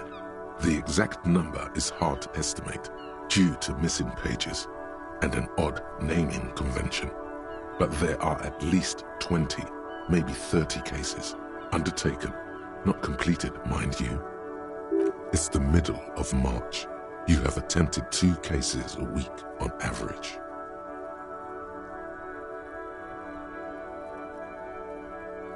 Huh? 2 complex cases to undertake is a lot, yes. You really have to push yourself. I would not suggest it, lest you start making mistakes. 2? That's a lot. I didn't mean to say you are making mistakes, by the way. That was presumptuous of me. It's okay. We all make mistakes. God knows I've made my share.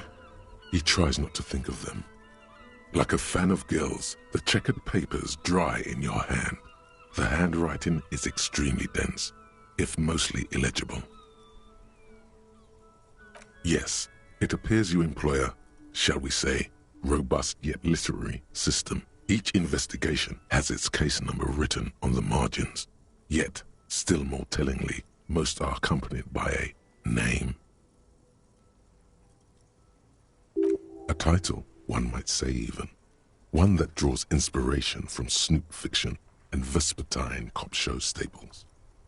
Yes, all caps. One is called The Next World Mural. Another, The Square Bullet Hole Murders. Another yet, the unsolvable case. Others appear more light-hearted. The guys on a couch in an unexpected location, and the murder at the hookah parlor. Even the rare Article 3 collapsing tenement. Murder features prominently throughout. It's going to take an effort to piece these case files together, but it can be done. Once you're done inspecting them up close. You mean the alphanumeric? Officer, precinct, time of arrival at the scene? Oh, you mean the titular? Yes, well, so do I. In our defense, almost everyone in the RCM does. It's a holdover from the early days of the RCM, right after the revolution, when the organization had little idea how to do things. It persists in an unofficial capacity. Officers use these titles to refer to their work among themselves. Again, in your defense, I seem to have named one the man with the hole in his head. That was a real person. His death was real. Still, I named it that, to amuse myself. I pray his loved ones never find out. Rail spiked through the head. He died. It was a workplace accident.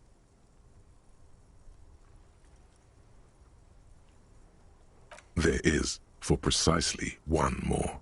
15 pages near the end remain untouched by the damage. The checkered grid forms a structure of passages, breaking the case into subtasks to accomplish. Sadly, the ledger only comes with an old, worn-down lead pencil. It's unfitting of this monumental event.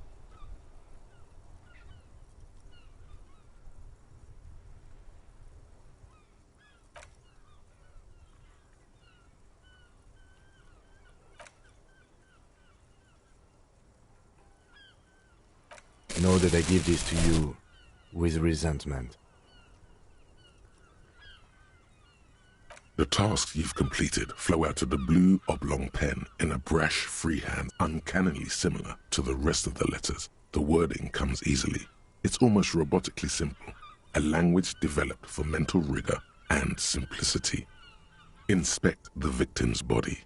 Interview the cafeteria manager. It's not exactly poetry, but poetry would be out of place. A satisfying slash sounds across the paper. You're done, it seems to say. And you, and you. Things to be done and things already done. The composition of reality. This is an extremely useful tool for a detective of the citizens' militia. Now all that remains is to name the case. No, actually. Any ideas?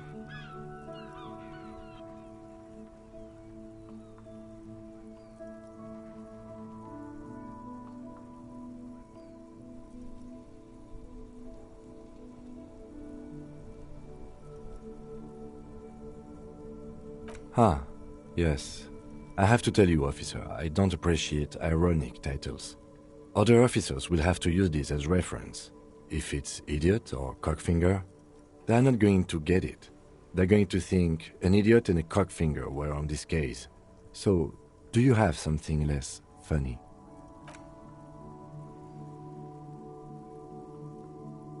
Great. That's great. That's actually what I was thinking too. The Hanged Man. Good, strong name. We have a very good name for the case now. I'm going to start calling it the Hanged Man. It's good we sorted this out. You don't exactly close them, so much as distance yourself from the smelly papers. They're a little further from your nose now. In the back, you see thin, translucent copy paper. Some neon yellow, some bright red, all covered in boxes, like marching armies. These look like official forms, waiting to be filled out. Then rip them from the binder and hand them out, according to type of form. 3. The topmost are misconduct fines, the middle ones are station calls, and the bottommost are field autopsy forms.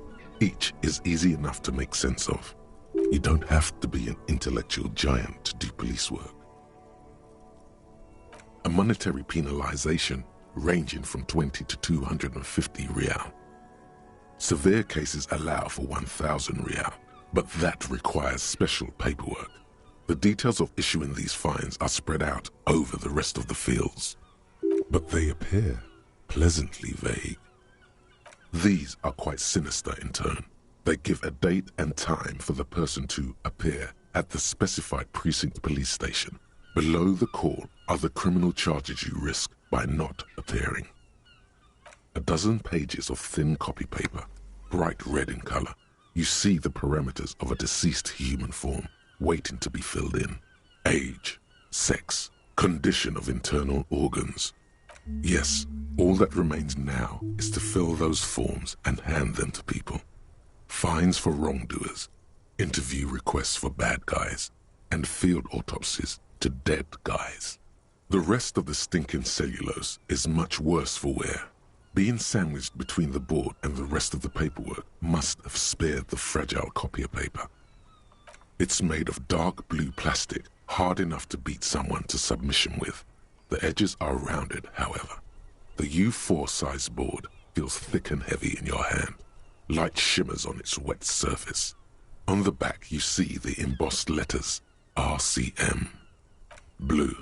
The blue heart. Don't look into it. Something rattles inside, ever so lightly. Is there a hidden compartment? The plastic shimmers like lapis lazuli, but it is not see-through. You cannot see to its center. With your hands, U4-sized pages hang from the clip screwed to the top of the board. The acidic stench of rotting food is rubbed off on the cellulose. It now forms the base of the experience. This base surrounded by a faint air of spoiled meat, the stuff of death itself, and then sprinkled liberally with the citrus zest of toilet cleaner. Yes, you can piece them together using the alphanumeric code on the margin. It always begins with HDB 41, then date of initialization and time of arrival on the scene, followed by the title. For example, HDB 41120111700, the next world mural. Why, yes, your precinct number is 41. Every last alphanumeric in the files begins with it. And these are your case files. It's safe to say HDB are your initials.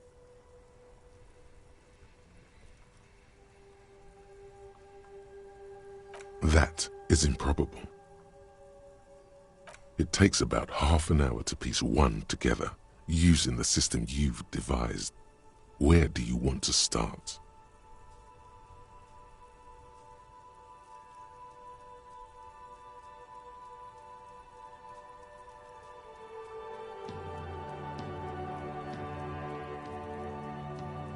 Not much has changed in the meanwhile. A bunch of sodden papers still sags from the clipboard. Is not what you end up doing. You squeeze the plastic to slide it open, but nothing happens. Then you bend it some, then crack it. The goddamn thing is stuck. The ledger quivers in your hand. As it shakes, the pages rustle. This pathetic mess suddenly afraid of you for some reason.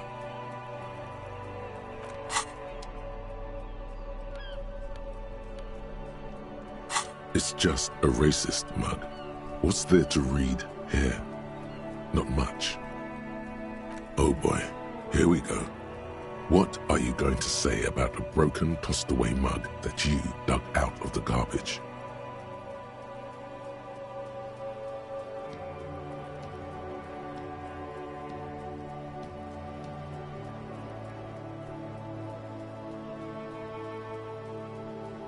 If you want to earn some change by guilting people, go for it.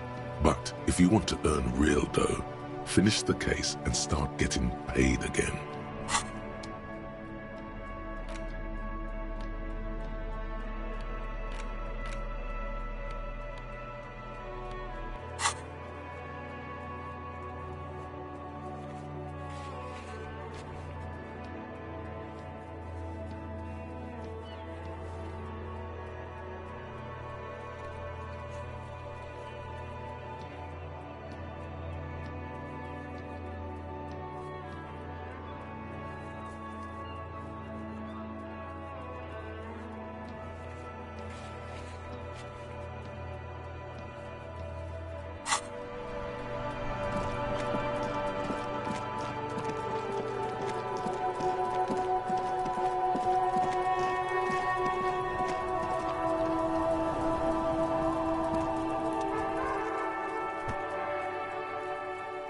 does Kuno care? The fuck about it? Your test. Get lost! You found Kuno's secret door to Kuno's secret shack. It was closed for 5,000 years. How the fuck did you get in? Shit. Get the fuck out of here. You can't do that. You can't do that, Kuno. He's trying to fuck at you again. Pigs can't displace. Can't do that teleport shit. How did you like it in there, pig old boy? Kuno's got a lot of cool shit there, right? Oh, that? Kuno decapitates pigs. That's just a Kuno demo tape. Yeah, to the both of you, watch your ass in Kuno's town, or Kuno's gonna fuck your head off. That's where Kuno gets his daily hit of electric. Kuno Shazam. Kuno rides the fucking lightning in there, pig. Bet you'd like to ride the lightning too, wouldn't you? You feel tired and old, but you could have that sparkle in your eyes. It's a vitamin, pig. Don't you know anything? You could use some.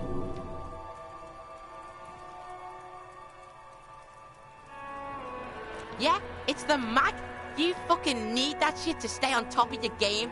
Kuno goes through like a tube a day, rips Mag like a motherfucker, and you could use a bottle. Oh, don't teach him, Kuno. He's gonna use it against you, Kuno. You're not getting this, pig. It completely takes away the hangover. It's like you didn't do anything. Like you stayed home playing with your choo-choo. Fuck you, pig. Don't do Mag. You're gonna OD and you're gonna fucking die. Is it? You got pretty fucked. Kuno's surprised you've still got your head after all that. Don't sweat it, drunk pig. Kuno will keep your nasty secrets. Kuno's not snitching. He's saying you climbed up there. He probably saw you do it. Course you fucking can. How do you think Kuno made all the docky boys his gimps? Just gotta fly, pig.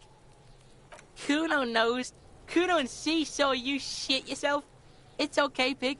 Not everyone can face the fear Kuno style. That's all there is to it then. Don't be a pansy. Just jump. Good call, Pigmeister. Don't come and talk to Kuno about his kingdom. Right, pig. This is where Kuno plays with his little wooden choo-choo. What do you want with it? Yeah, Kuno doesn't know shit about that. That shit is beneath Kuno. Listen, listen. Kuno doesn't care about this small-time shit. Just listen. Kuno saw what you did there, dumpster diving. Sad shit. Kuno could hook you up with some sweet rags. Shit like Kuno's wearing. Your size, good price. 500 real.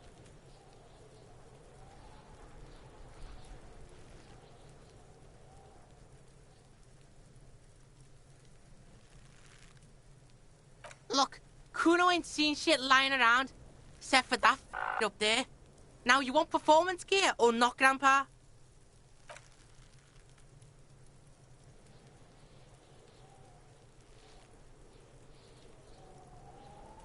Pig, these are found modulars. Liquid fit, performance crotch, urban survival shit. Made in Mirova by scientists. Pants scientists. Believe it, you need this shit. These could drastically improve your chances of survival in the urban wilderness. Coach Physical Instrument endorses these pants. They are tartan ready. They will also make you into an idiot.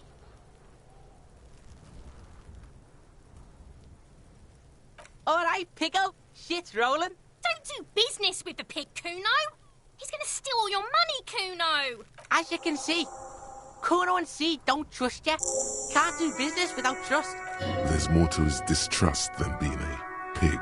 He feels threatened by something obscure in you. What that is, however, remains a puzzle for now. The fuck? A mug in the trash? Is this about the fucking clothes again?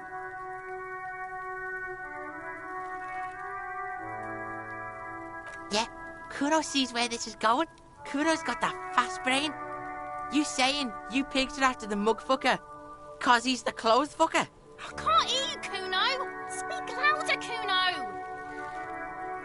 Shit, that's tense. Someone's going to the beat-down basement, huh? Mug guy gonna get tied to the radiator. Kuno doesn't know who put that shit in there. And if he did, he wouldn't squeal. But if you find out, maybe you can... Stop turning into a pig, Kuno.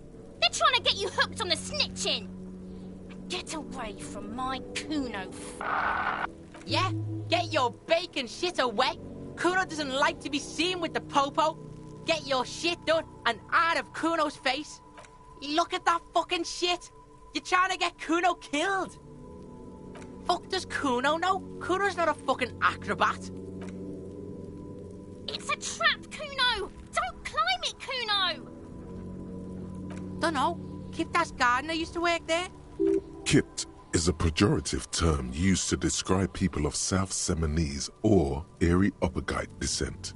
It used to be a common first name among the Erie... Look, Kuno doesn't explain shit. Kuno just says shit. Yeah, her. Yeah, whatever. Kuno doesn't give a shit. Kuno doesn't fucking care.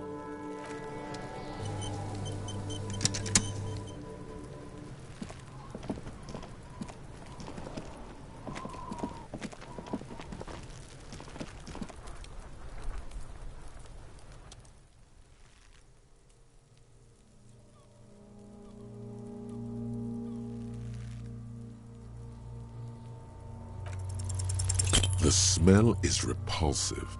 It pushes in from your mouth, more instant and more familiar than anything you'd expected, more fever than odor. It fills your mind, flushing you from within.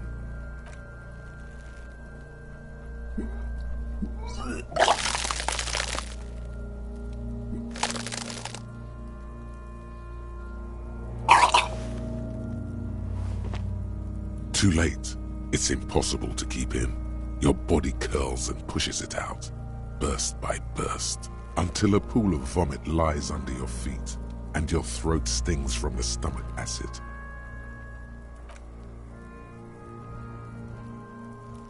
It's okay. Happens to everyone. The hangover is clearly making these worse for you. You could use some ammonia to clear your head. If you can handle the headache, some officers use it to deal with cadaverine odor. I can't handle the headache. It's more likely he can handle the smell, unlike you.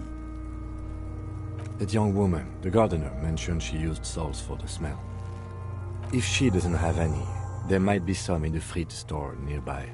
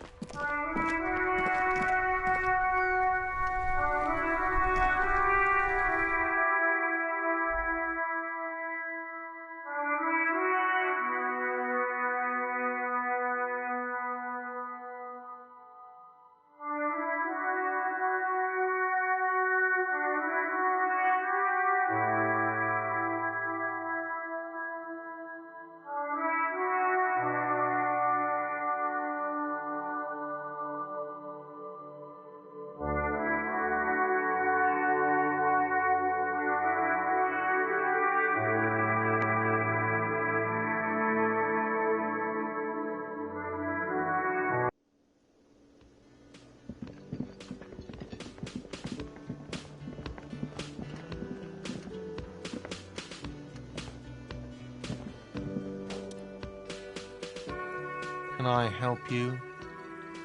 Thanks. I hope you found what you were looking for. How strange. I certainly didn't put them there.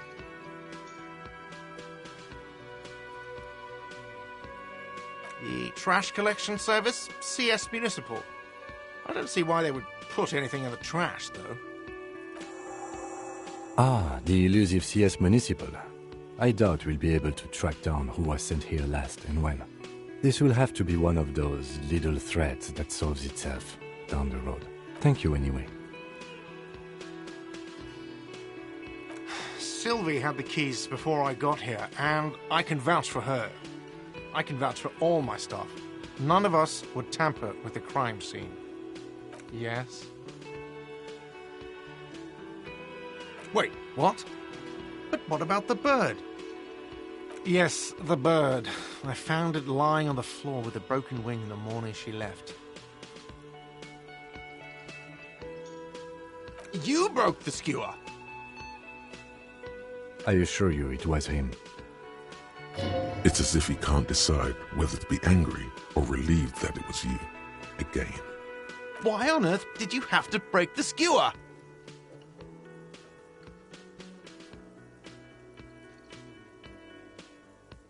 I can't believe it. I was so sure it was Sylvie. Even worse, I thought she was trying to send me a message. Symbol of hope and all.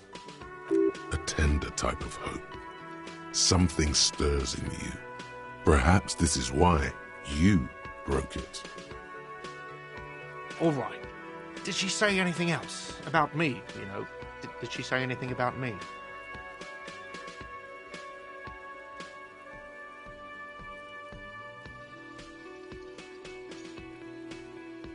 Really? I should give her a call then. Thanks, I guess. Was there anything else you wanted, or...? Yes, have you got it? A lot. A lot. For the room, drinks, and broken window, 130 real.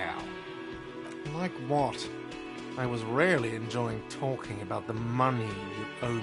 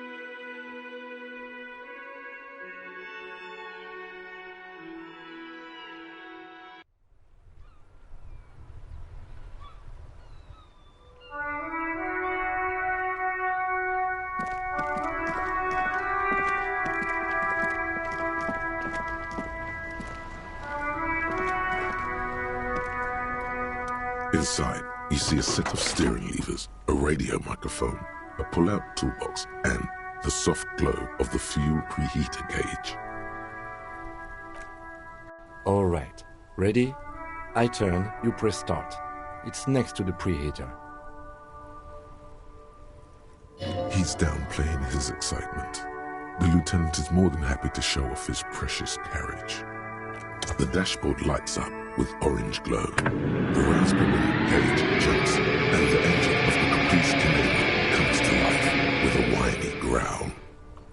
The lights unfold with a little click, casting electrical light onto the ground before the vehicle. There you go. I'll turn them off from the remote once you're done. We just need to stand in front of the machine now.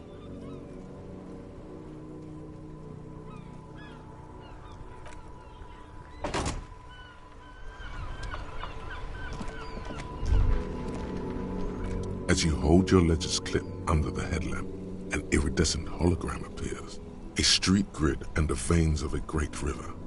A familiar sensation washes over you. There she is. Revachol West. Around the borders of the watermark are dozens, no, hundreds of micro-perforations. The rectangular watermark is overlaid with the logo of the RCM, and yet the major arteries of Revachol are all recognizable. They shimmer in the Kanema's headlights. A rat brazenly darts past you and disappears amongst the stopped lorries. In the distance, a child somewhere shrieks. A woman reprimands her in a voice no quieter than the child's cry. Ah, Martinez. Let me see. Right here.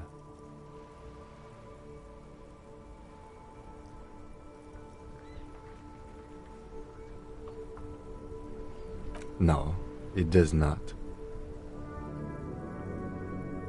There are many of them, and they are divided into 3 separate rows.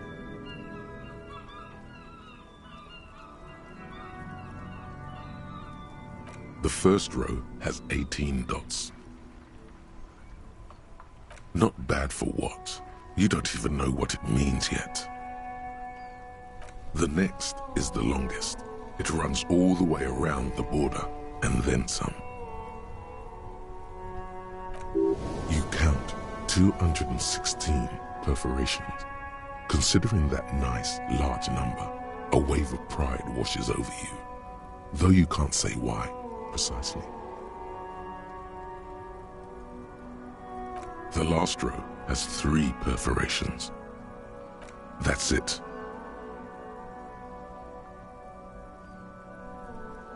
Those are perforations. They represent your record as an officer of the RCM. They are your statistics, as it were. I should have guessed you'd keep a record. Officers often do. Let's take a look. Alpha male officers who are proud of their numbers often do. It's meant. The first row represents your years of service. 18 years. Okay, not bad at all. What did you do before you volunteered?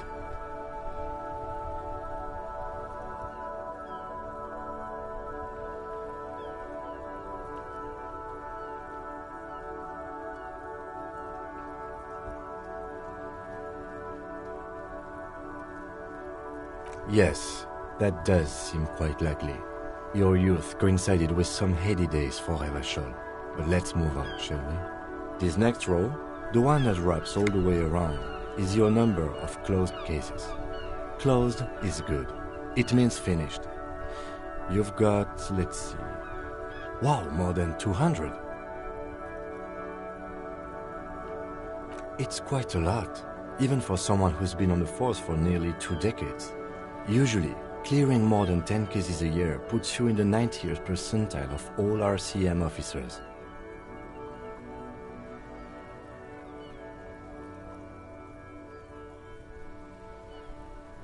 Right. Those are your confirmed kills. You've got precisely 3 perforations there. For an RCM officer, especially Precinct 41, which is in the Jamrock quarter, it's rather tame. I mean that in a good way. There are certain officers who treat their kills like some kind of ghoulish game. If they do happen to solve a case, it's usually by accident. But it seems as though you are, or at least were, one of the good ones. So we have that to be thankful for. Yes. It's not a problem for him to state it, however. Everyone has their own method of coping. Some more effective or self-destructive than others. Personally, I find it helps to keep up a few hobbies. Oh, this and that. Let's not get into it now. Why not gardening? You've already got the gloves. It's meant in earnest. Please don't mistake it for a jab.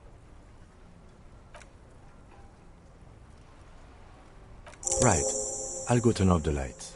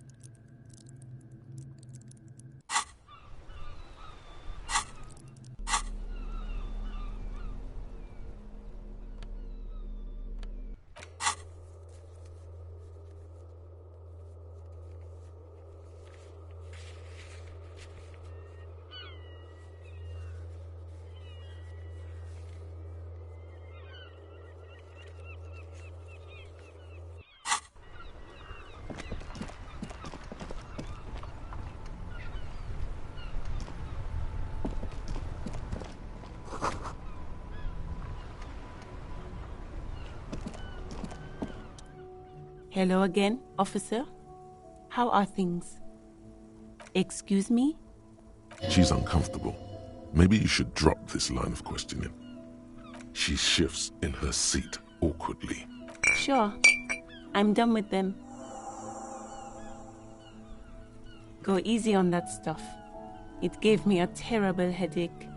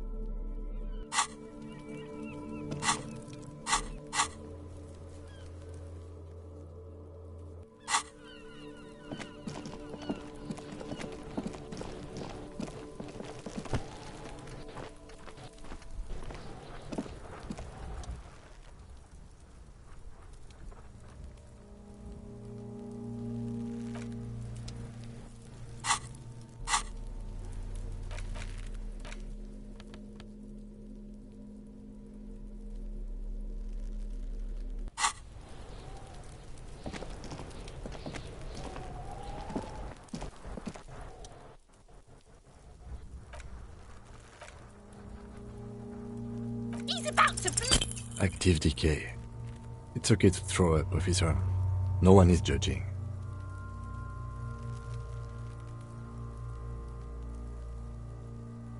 The second time, not so much. When the vomiting is done, your cheeks are wet with tears.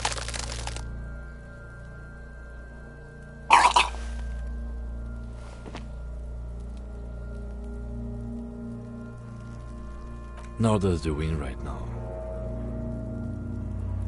The weight is reassuring, like a crenel on solid fortification. I've seen strong men turn themselves inside out for hours. You are facing tough odds here. Alcohol withdrawal makes it considerably harder.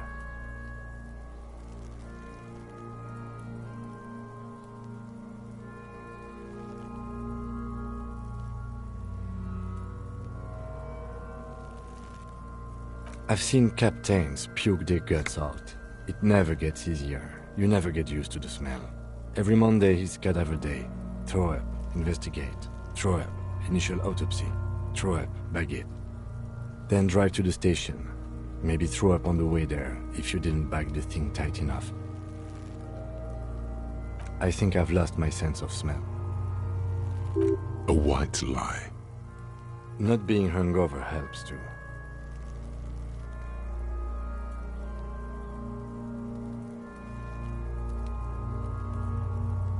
No.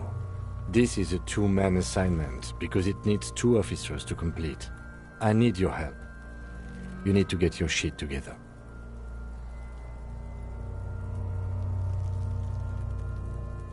We should go talk to the locals. Find something else to do while the wind changes. It's pretty bad right now. Give it half an hour. Get yourself together. Then come back and have another go.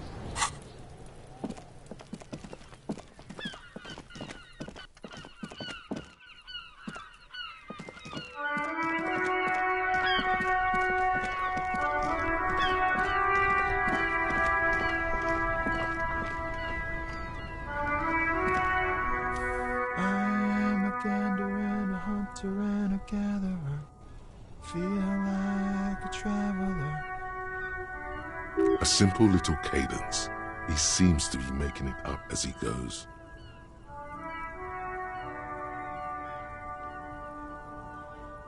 From another planet. Hey there. It's the jam, my man. It's a traffic jam for the ages. Harbor gates up the street are shut tight. No explanation given. Workers on strike, scabs agitating, and all around clusterfuck. Meanwhile, we're all stuck here in long-haul limbo for days upon days upon days. Upon days. Feels near forever. Like I was born on this here roundabout and this was all I ever knew. Just me and the metal and the tires, the oil and the fumes of mazout.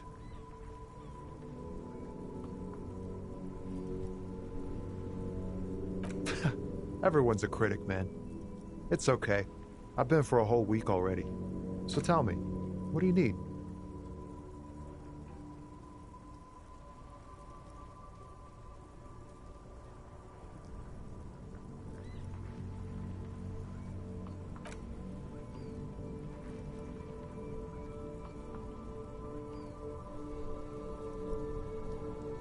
It's easy to see he's telling the truth.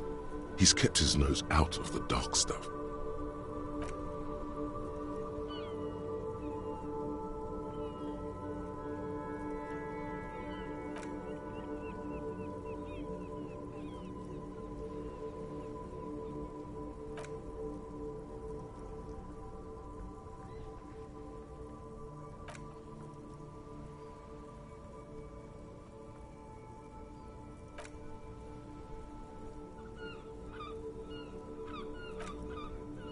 Ah, yes, from the Wild Pines. We'll meet her soon enough, I'm sure.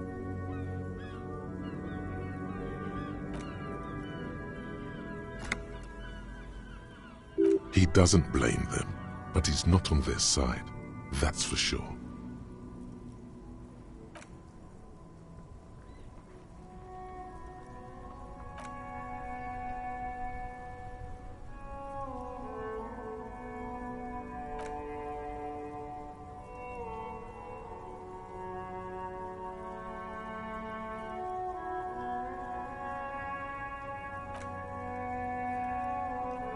Time to arrest him. Relax. He's merely joking.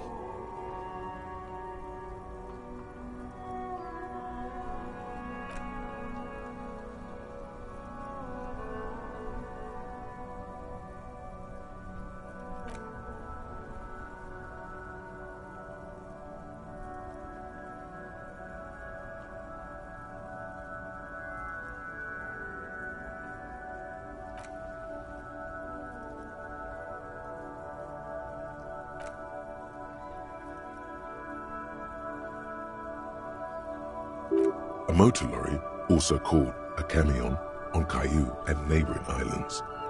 This one looks roughed up enough to be some sort of found rust bucket. Maybe the A6.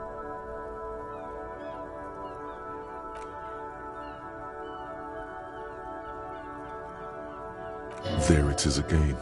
A little touch of sadness beneath his cool. He thinks he's spent too long in this lorry.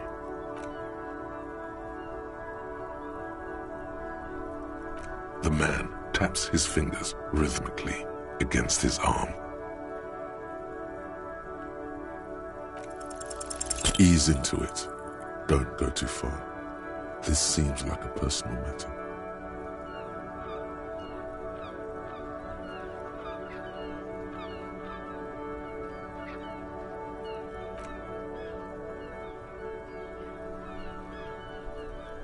That all the beans you got, Tommy? Damn, it really is hard to talk, man to man.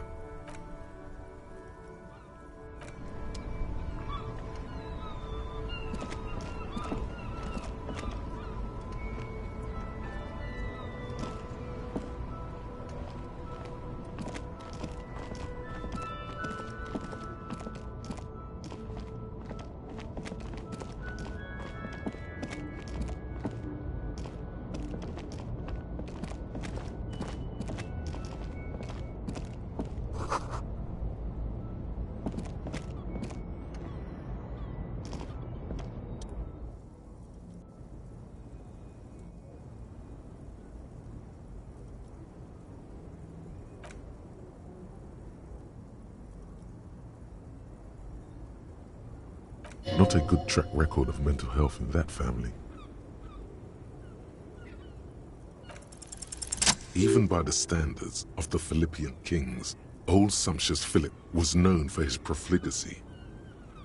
Well, he blew through the whole national treasury, starting the decline of one of the penultimate century's greatest superpowers, the suzerain of Revachol. His own maladministration foreshadowed the fall of the monarchy. During the anti-centennial revolution, an end to his family line and the monarchy on the Insulindian Isola. Stories have it that he had his bedroom converted into a treasure chamber, where he stored unfathomable wealth. Krugerrands, bars of gold, ornate weaponry, armor, and various chalices. There were whispers he slept on a huge pile of gold-dipped feathers, like some obese dragon, instead of a bed, like a normal person.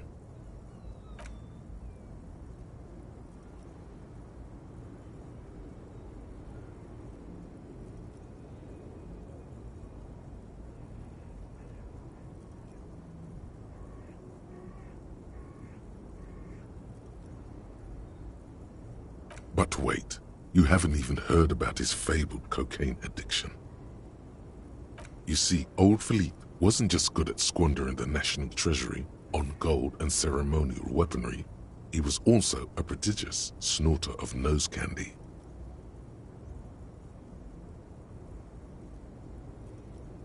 That's what the revolutionaries said 150 years later, right before they emptied out the royal mausoleum and dumped His Majesty's mortal remains in the Insulindian Bay. Cocaine. Cocaine. His Majesty's courtiers said it helped him connect with the higher realms. Cocaine. Beneath the cold waters of the Insulindian Bay, thrown there by the revolutionaries after they cleaned out the royal mausoleum. The original was blown apart by communards, then further damaged during the landing of the coalition's airships during the turn-of-the-century revolution, when Martinez was leveled. Most historians think the coalition's hasty landing may have ultimately saved the statue. If the communards had more time, they would have reduced it up to even finer pieces. Some years ago, a group of liberal, artistically inclined individuals, designers mostly, thought it would be ironic to restore the statue of the most wasteful ruler of Revachol in the poorest part of the city. The statue is supposed to capture the moment it was blown apart, like an instant frozen in time, a rare butterfly trapped in amber, floating on a sea of shit. People in Martinez tend to disagree, as do many prominent art critics and thought leaders with more nuanced social awareness than the young ironists. Philip III, the squanderer, however, with his bronze face up in the air, doesn't seem concerned about what the hoi polloi think of him in death. Not that he ever did in life either.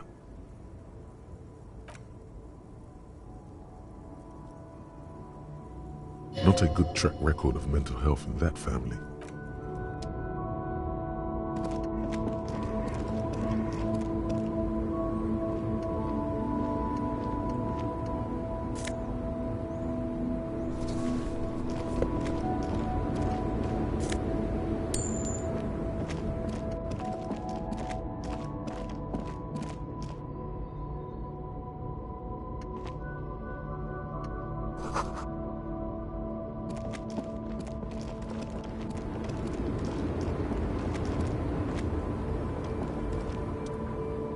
Small, wrinkled woman does not greet you. She nods along to something on her radio. A photograph is clutched in her hands, and there is a warm smile on her face. The photo, an ambrotype from the turn of the century, as golden as her smile. It's the warmth of a winter night's fire. Maybe she could give you comfort and shelter, some cigarettes and food money. Maybe she's your...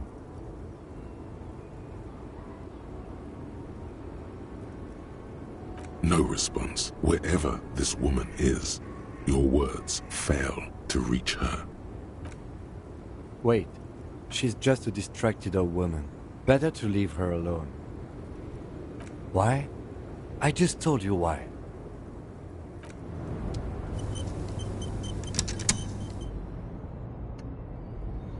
The woman's still nothing. Her smile just keeps widening. Her hair is grey like lead.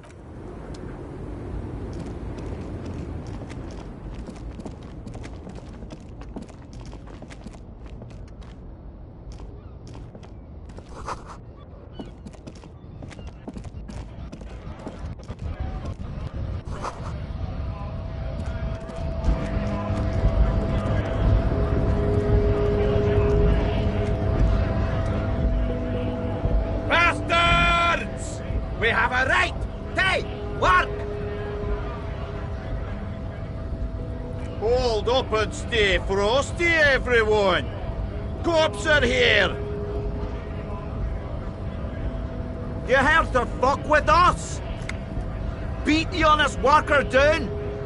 We're here to fight for a cause. Stripes usually have problems with people who have causes.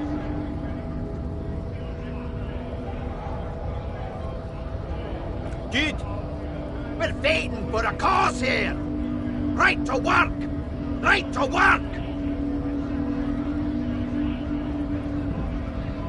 Besides, we're no that different.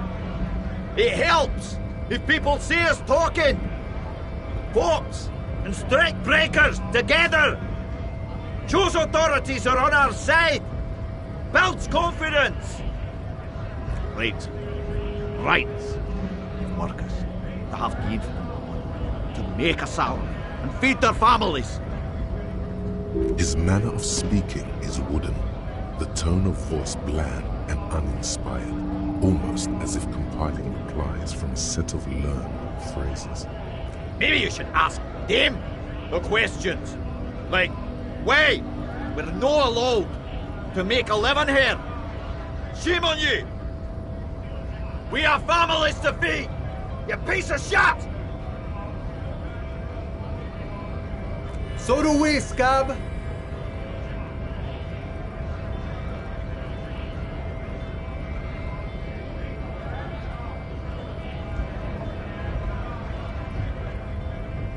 Have fun.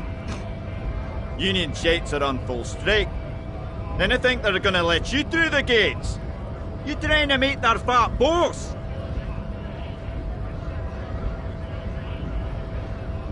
The brutal murder. The mention of a killing sends a barely noticeable shiver of tenseness through him. Interesting. What are you talking about? I'm no tense. Yes, he's tense. Right to work! It's shameful. Cops doing nothing. Should run back up. Open the gates, boss. Blockading gainful employment for workers is a crime.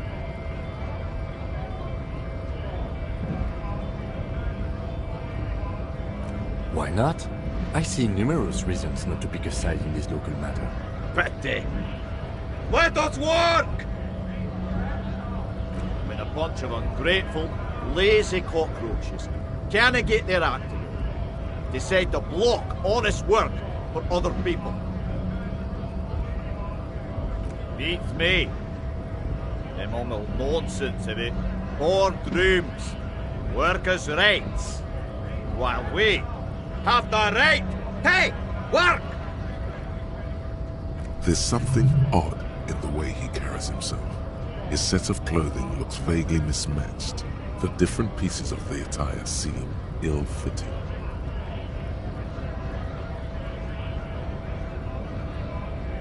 His shirt is far too small and an unpleasantly tight fit, while the overalls, held up by a belt, seem to fit a man with much more corpulence. He ignores your question, choosing instead to turn to the emaciated workers, raising both fists in the air. The clothes are obviously not his. Silence is the answer. There's something off here, but he won't say what. You've been talking to him for quite a while now. Something is off with this guy. Ask him where he's from.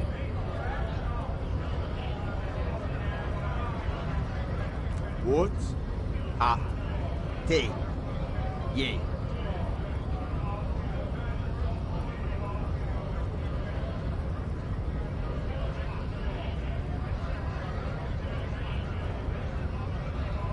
No! Then I think we've met before. I came to help out the people. We're all workers, eh? Workers start together. Came from the eminent domain in Jamrock. Backgrounds in odd jobs. Heavy lifting, cargo hauling. Bouncer work. I know.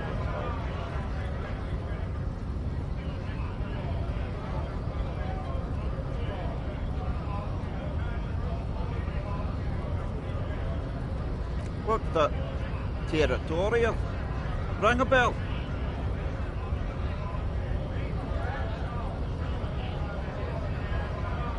Uh-huh. Was a long time ago.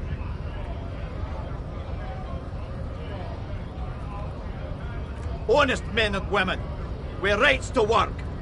To be useful. Not toys for corporate interests. We came here to help the harbour run smoothly in time of crisis. If union fucks, then they want to work. They ought let in those who do want work. I have a question. Why do all these men follow your leadership? You think they follow because I'm big and loud? No! They follow the rules of the market, the rules of the economy. Because they were given a job to do. We were promised work. We'd be in there, working, if the bastards hadn't shut the gates. Main gates locked. Would take heavy ordnance to bust it open. You tried to get in through the secretary's office. Doors locked. The guards blocking the way to the access panel. And I didn't mean the scrawny mess punk either. I mean head measurer. Or whatever he is. You'd seen a nice guy. Standing up there in the overhead passage. Won't let anyone by. The access panel is right behind him. But he's that narrow bridge. He's got a strategically advantageous position. And he's trained. I didn't know how the Union has a trained killer up there. But that one's no joke. And my men are tired and hungry. They're workers, no fighters. Like civilized folk, you mean? These native fucks didn't understand civilized. It would be better for the neighborhood if you went home. At least for now. If you can't get in anyway. No! They will give up. Eventually. Or get drunk. Leave the button unguarded. Then charge.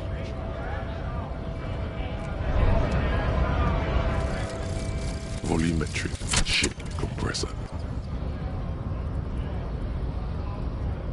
Bizarre scientific news from Revachol West today, where a police officer's shit has been observed at a pressure of around 495 gigadecimals. These metallic hydrogen levels of shit togetherness were thought to exist only at the center of collapsing stars, not law officials. It remains to be seen how long the shit's singularity lasts.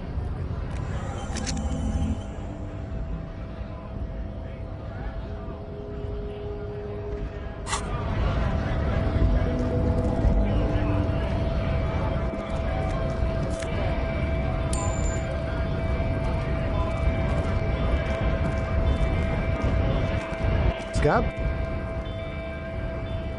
You're hazy on the notion of a scab. Smells like politics, though. Maybe it's got something to do with the flask he reaches for from time to time.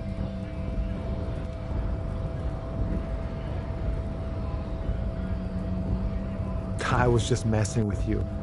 No one's ever seen a cop scab. Imagine, you cops going on a strike, but then another cop comes in and says, let us cop for less money. Speaking of, what brings the RCM here, to the Wild North? Come to see the strife?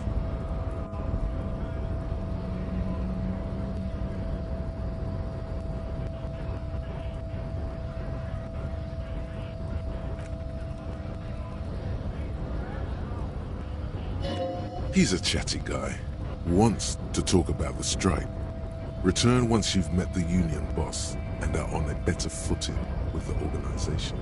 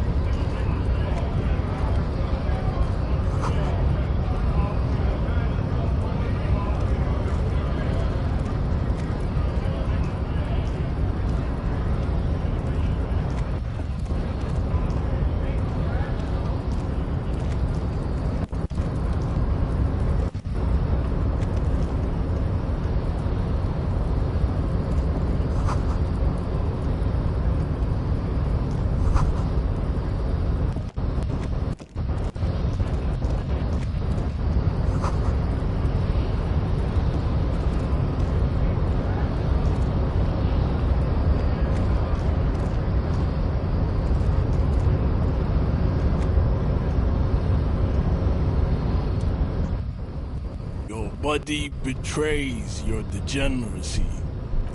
Yeah, Measurehead. His body totally betrays his degeneracy.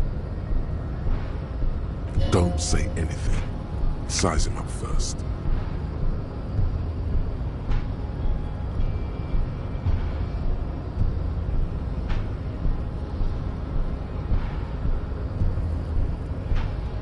Are you admiring my morphophysiology?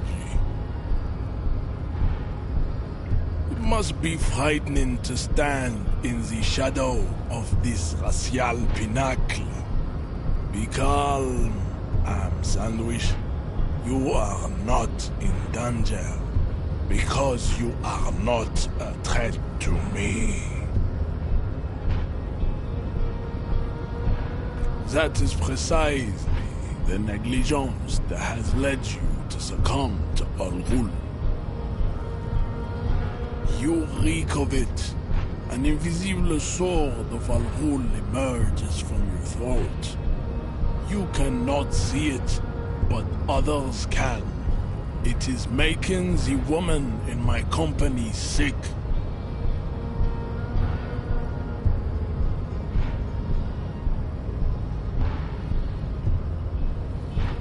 Your mouth moves, but the one who speaks is Al Ghul. You are but a vessel for the Ghul now. Very little of yourself remains. Occidental Haplogroup B4 is done giving orders around here. The influence of the ham sandwich race is waning. Show him the ham still got it.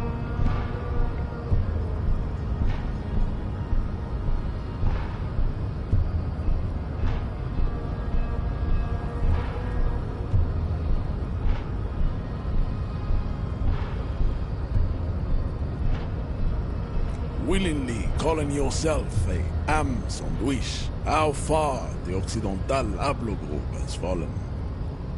You were once a noble and powerful race. You gave the world eugenics, electricity, and powerful weapons of war like missiles and aerostatic aircraft. You made great gains in metallurgy, race theory, and statecraft. You dominated lesser cultures. like the deformed Himians and the inexplicably potato-obsessed Koikos. But now your ascent to the genetic summit has halted. You are obsessed with sadness and with frivolous pop culture. You will be superseded. Isn't that right, babe? It is, baby, yeah. You know it. There is a button right behind him, just out of reach. It must be the one that opens the door to the harbor.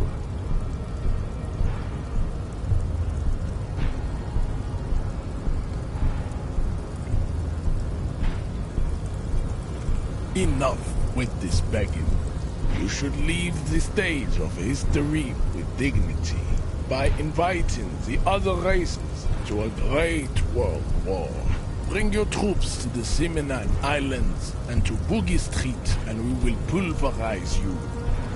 When you are gone, we will build a museum for you. The walls will be lined with bottles of Al Ghul, your beloved beverage. Inside, we will store the odes to homosexuality you call art, and your microcephalic skulls. There may be a peaceful solution to this.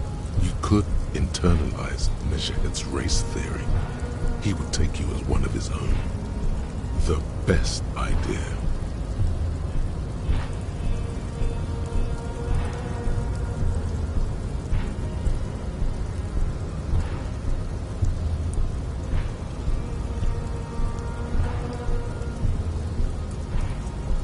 He does not so much as glance at the object. Stop showing me your pathetic cup. I have no interest in it. He had nothing to do with it.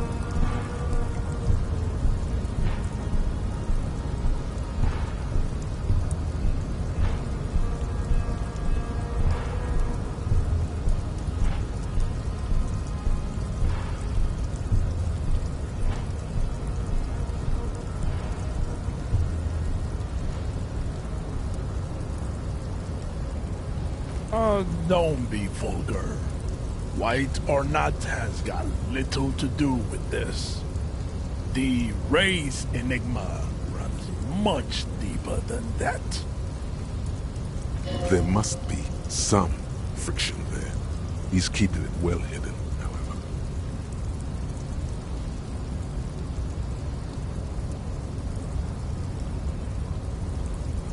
Mr. Clare is a man of vision and means. He has the will to confront polycultural capital, something your race, naivistic communists, never did. Also, to serve is noble. It takes discipline. Your petulant individualism has only contributed to your race failure. It is lax and moronic. Jam. Individualism. You have gotten these ideas from degenerate youth culture, have you not? You have picked them up from rock and roll songs? Rock and roll is moribund. Only Koikos listen to it anymore. There is no life left in it. My people abandoned it long ago. It leads only to neurodegenerative herpes and heroin overdoses. I am not surprised you enjoy it so much. This has happened to many of the side products of the inevitable cultural victory of the Seminese race. The South Island race, haplogroup A4A. We are the rightful masters of the Insulindian archipelago. We are the future. That is all you need to know. I am a descendant. The narrow streets of Elysium are with me in my genetic dreams. I see young Simonese women walk into the grey mass on Ile de Fantôme, waiting on Immaculate Conception from the Pay. No. I have heard about it on the radio.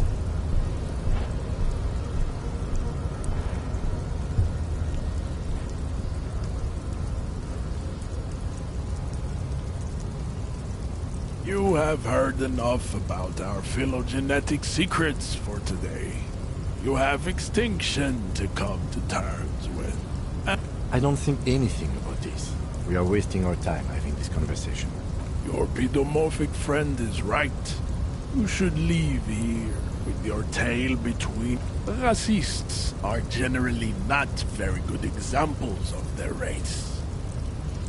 I am not like them. I am craniometric perfection. I have taken the trouble to permanently draw a phrenologic grid. The drawings are precise and look true to their pseudo-scientific ambitions. One thing, however, it is not entirely free of throwbacks in the phylogenetic tree. His large jaw, for example, could be a trait indicative of criminalism. Also, his earlobes could be small.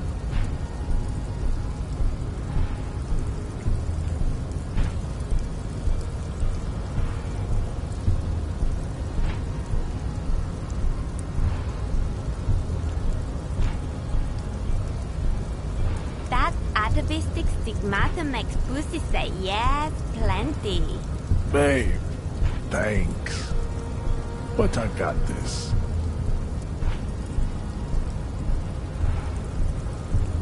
The drawings are precise. The size of the earlobes is not a real craniometric. Your earlobes are... Yes.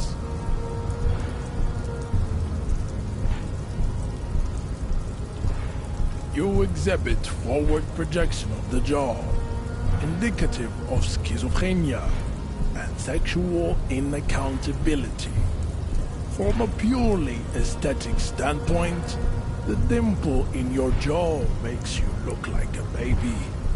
This is not craniometry, just an observation. It is impossible to see any more of your bone structure.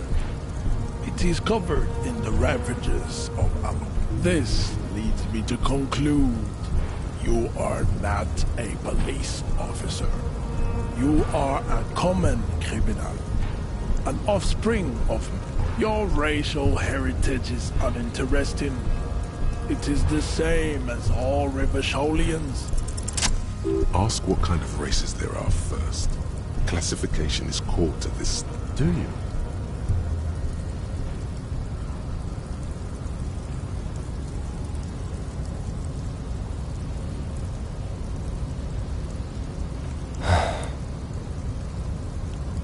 You are obviously a liberal, Sayolite. A polyculturalist. I can see it from your love of microtechnology. There are 3 categories of race. Type A, the heroic races.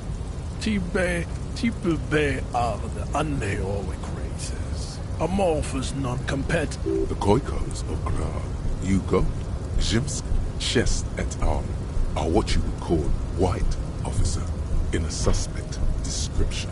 Yes. To an untrained eye, the Khoiko appear white and pinkish, like a ham sandwich.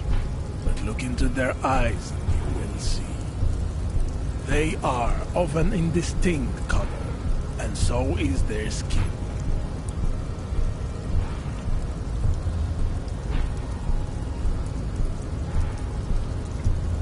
The Khoiko, the countless micronationalities of Grad, are all inexplicably obsessed with Podat.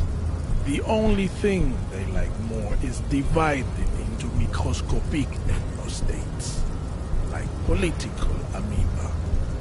Wouldn't he be one for ethnostates?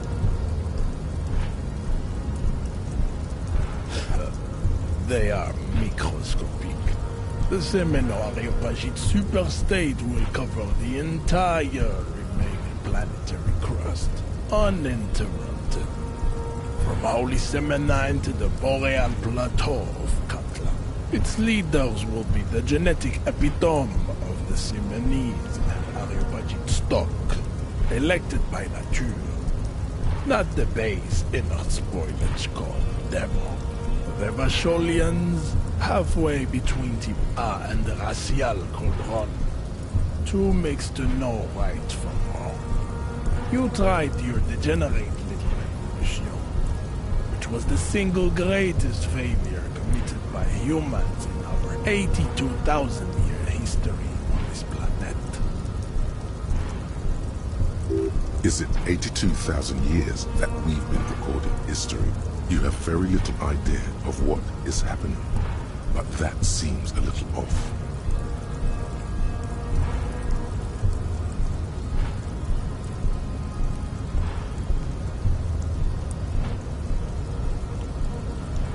The mysteries of the people of this planet are a tragedy that has played out countless times over, like a fever dream of skin, hair, and bone. Wake up, naive chessmen. The revolution came to Ravachol from Grav in Zaraz-ridden potato carts. It is literally an illness, a prion disease that leaves the parietal and frontal lobe ridden with holes. As the revolution is fatal familial insomnia, a hereditary prion condition passed from the Khoikhoi to the Occidentals. But enough of Tibet mediocrity.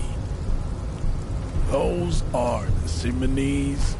A receding genetic pool has led the mount on reprehensible Vespertines and Messenians of Vesper and Messina, the ancient Meteorans of Meteo by the golden Pisantic Sea, the Suren of Sur-la-Clé, and even the North Königsteiners, all have Type A race propensities.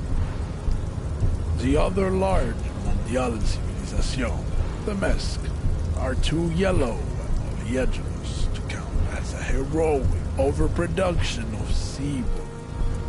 Sebum is leaking into their brains, making them listen to El Mariachi music and eat toxic minced meat-based food, which in turn only produces more sebum. As proven by the Maun and the Mesk, Occidental Type A is in retrograde. The Simonese and the Areopagite are on the ascent.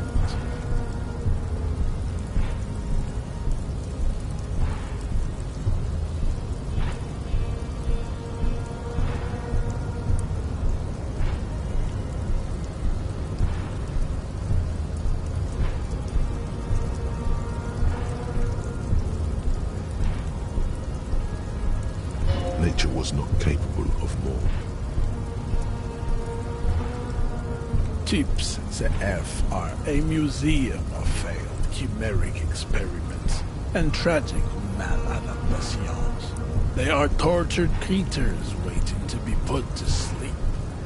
Your morbid interest in them worries me. It would be cruel to entertain ourselves with their deformities.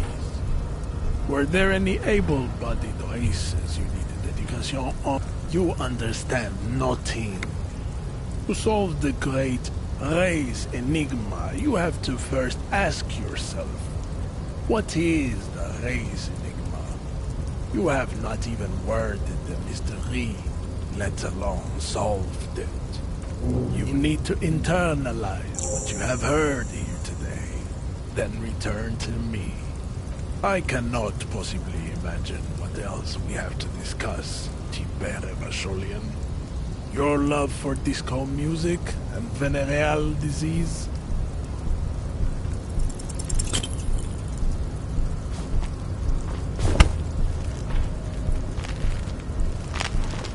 How did this happen?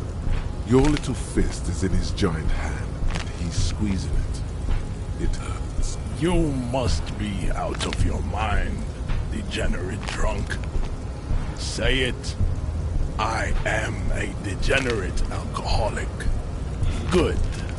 Now leave before you humiliate your homoerotic organization any further.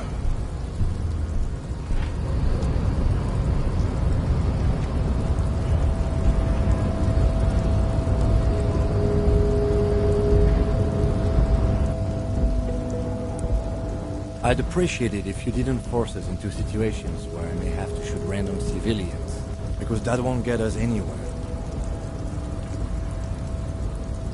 I'm not even sure the one bullet my chamber holds would even prick that hurt.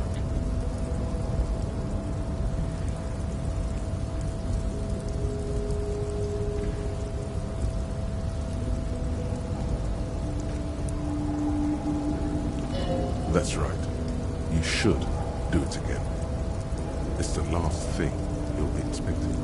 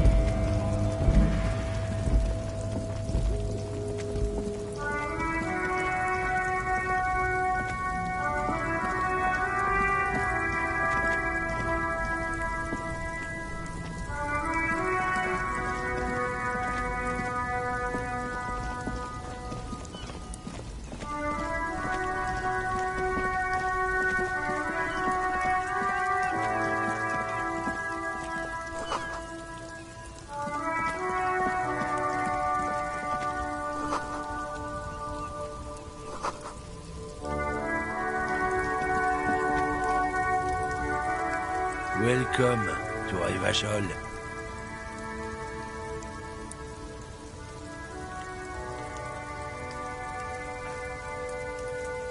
Don't you welcome to Revachol me. My grandfather came here from a 3,000-year-old racist isolationist culture, while your ancestors came to this island a mere 300 years ago. Every school of thought and government has failed in the city, but I love it nonetheless. It belongs to me as much as it belongs to you. It's men like you who keep Revachol divided, making it that much harder for everyone to climb out of this post-war limbo.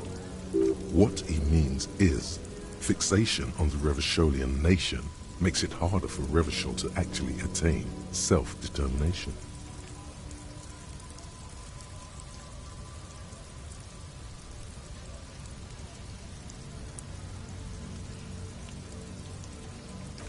Come on, man, I just said welcome to Revachol.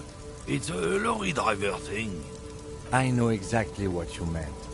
You think my kind doesn't belong here, that I should watch myself and behave.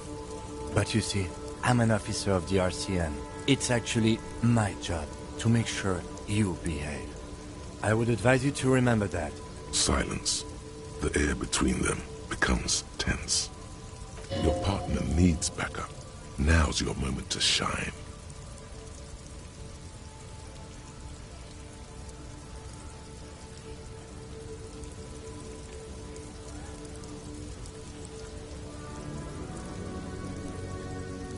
I haven't learned anything I didn't know before. The lieutenant exhales and resumes his regular calmness. Whatever you say, officers.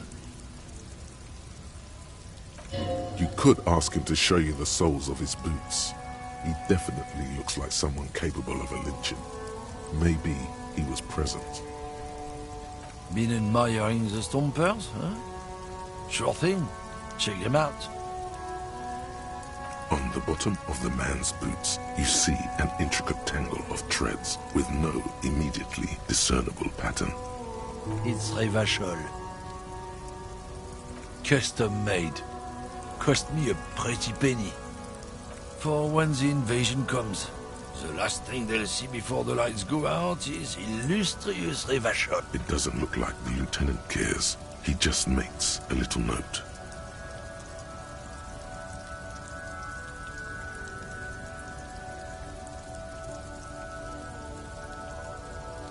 Aces! Good to know they'll always got our backs. For Revachol, versus Rain. The world is our sovereignty. Oh man, that's great. Look at that guy go. Haven't seen anything that funny in a while. God, man. Thanks for that, but no, it's not mine. Oh, not much anymore. I'm here to pick up some cargo, but the dock workers are on strike, so it's a sit and wait on your ass situation. Apples? Apples is exactly the kind of thing you'd say if you had something to hide. Yeah, apples? I take it you had other questions? Oh, not much anymore. I'm here to... The strike? Oh, they've been at it for a while. A month, 2 months maybe. But this here is just the last week or so. Apples? Apples is exactly the kind of thing you... Look, as detective, I come from a long line of lorrymen. We got ancient rights and privileges. Oh, I'm here to pick up a load of fucking apples, man. Just regular, Koiko-picked apples. Damn, you're not gonna get more out of him on this. He's put up the wall of racism. Oh yeah, they're a big deal. My great-grandfather was a carter, had a royal license and everything. We've tried to hold on to our privileges. Sure fucking is. We have a guild and everything, huh? Very ancient, very prestigious. Hell no, it's a guild. Invitation only. Unions work for the rich fucks. They're basically the same. Been trying to fuck us out of our heritage in the name of profit, but you can't replace experience. Trusting street thugs with their goods is going to fuck them right up the ass. Mark my words. Generations of practice ain't no laughing matter. It's about biological determinism, natural law, the sorting of the races. Not the most popular topic nowadays, with a coalition in charge and all. You might want to change the topic. That is, bury your head under the sand like common sheep. I'm not just racist. Look, I've read books, huh? The science of racial theory has all been proved, even if some people don't want to accept it. People who've studied these things say that you and me are superior by design. So, naturally, we Occidentals should be in charge. Obviously, you can see the merits in that. Open your eyes. Haven't you noticed something different lately? An unfortunate downturn, maybe? Huh?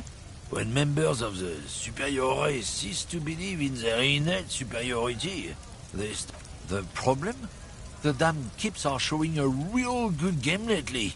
Same with the mosquitoes. And the other introduced species too. Cultural victory? What is this then? It's what the kips of Boogie Street are going for, right under our noses.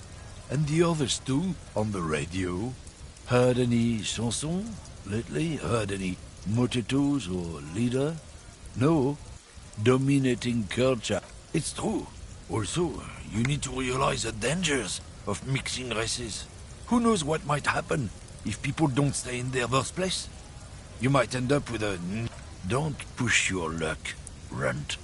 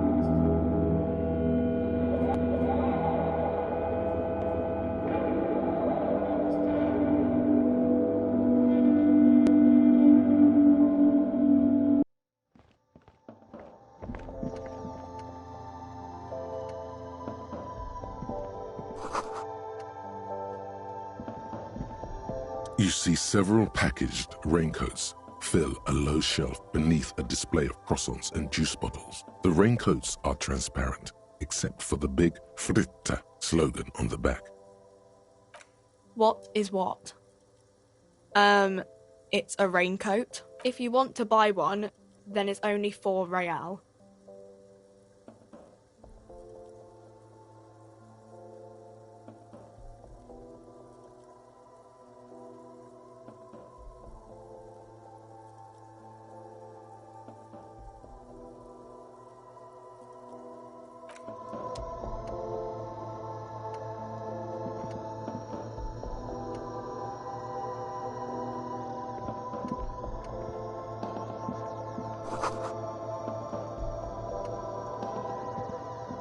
The tear machine stands in the corner. A sign says, 1 bottle equals 10 cents. Oh, that's the tear machine. It's a machine for tear. You know, you find tear outside, like bottles or whatever, and put it in the machine, then it gives you money. You need a bag, I guess. We used to have some, but we gave them all out, so... Feel free to use it if you find a bag, though. I'm sure there are some out there, somewhere.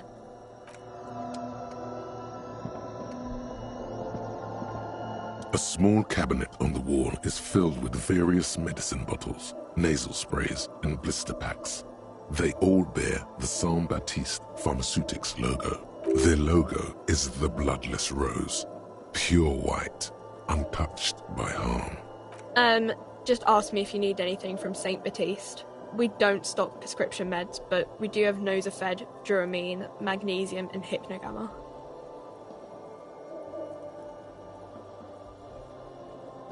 Yeah, there's like an ampule somewhere.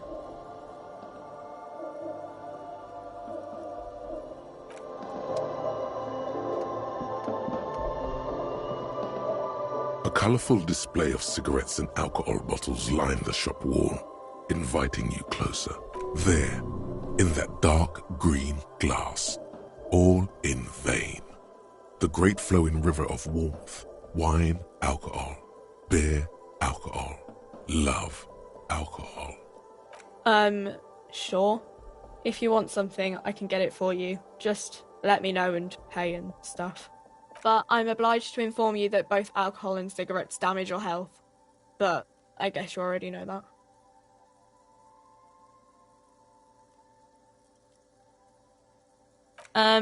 The pale age vodka is special, I guess. It's stored in pale for a couple of years, which makes it super expensive and super strong. I mean, I already said it'd hurt you. I don't know what else they do.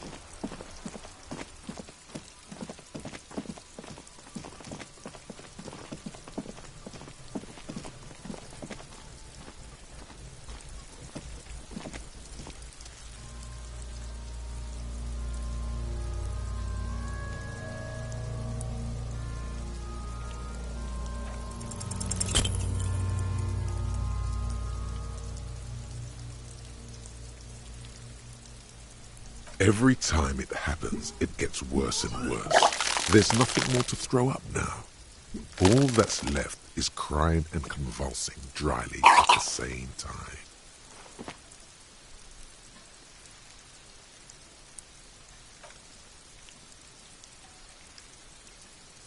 Sometimes even that is not enough. Life is unfair.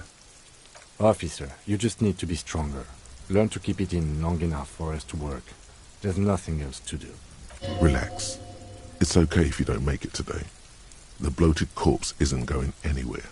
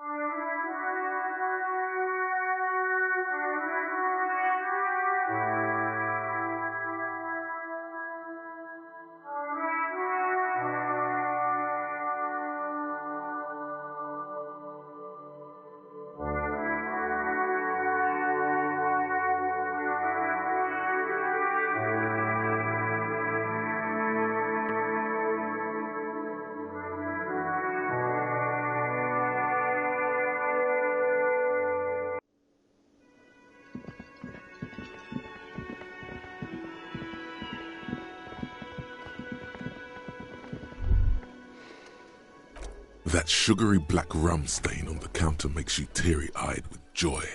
It's almost touching how syrupy and sticky it is. How long have you been up already? Oh, excuse me. Do you have something better to do than lust for sweet syrupy rum and lemonade? With a twist of lemon? Maybe lime. Maybe who cares? Just rum.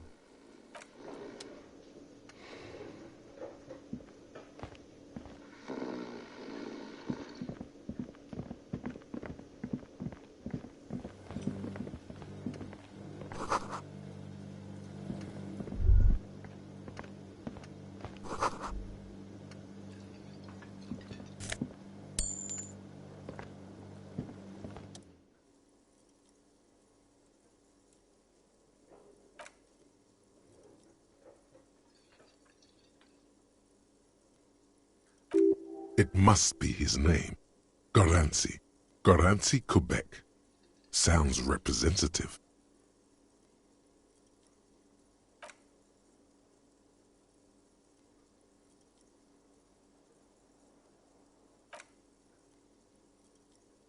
It's almost like music, especially with the sounds of assorted dishes boiling and simmering on the stove.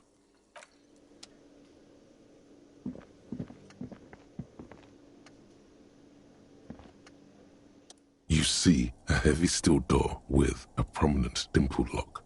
It's painted blue. You immediately feel drawn to the color. Blue is for mystery. You do? It's a door in the back of the kitchen. Why do you care where it leads?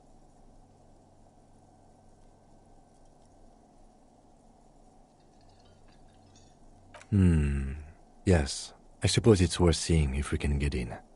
Just to be thorough. As a side investigation. Gart is the person to ask about this. The cafeteria manager. The door does not budge.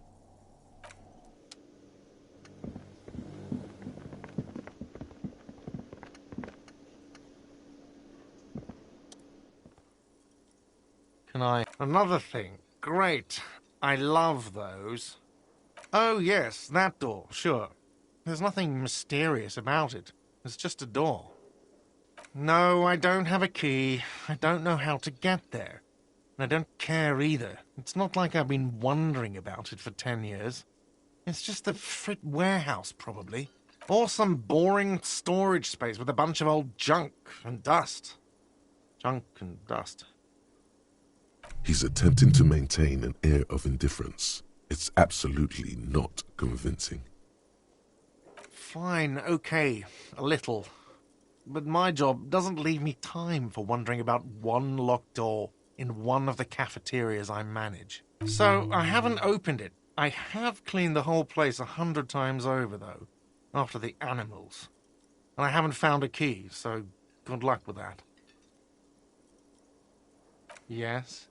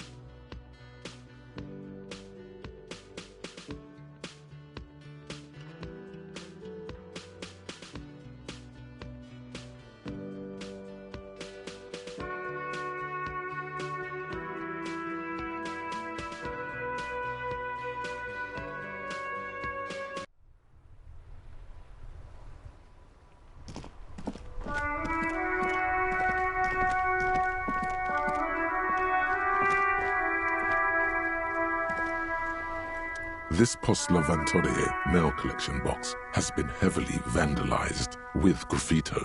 A closer inspection reveals 2 bullet holes in the front.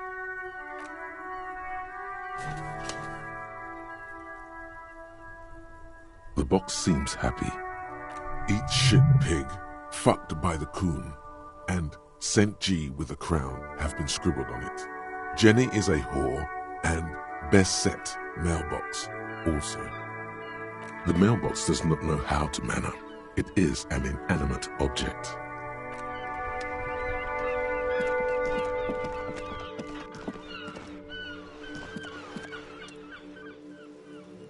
Hello, sir.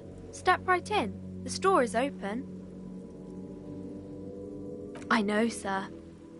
Are you interested in a new and exciting book?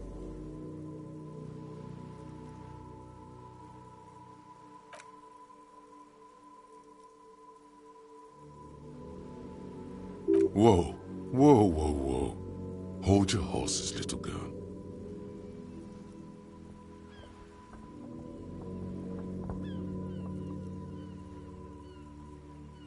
You're fooling nobody.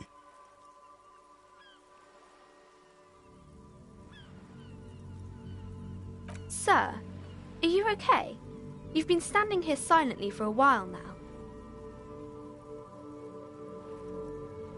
Okay, sir. I'll try to answer any questions you have.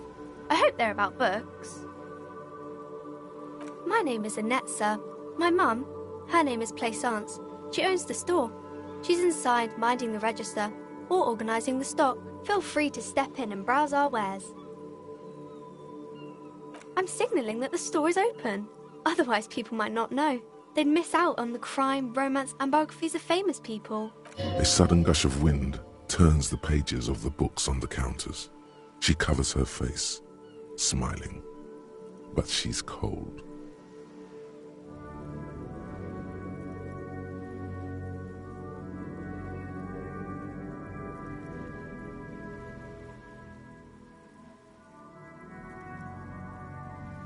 Thank you, sir.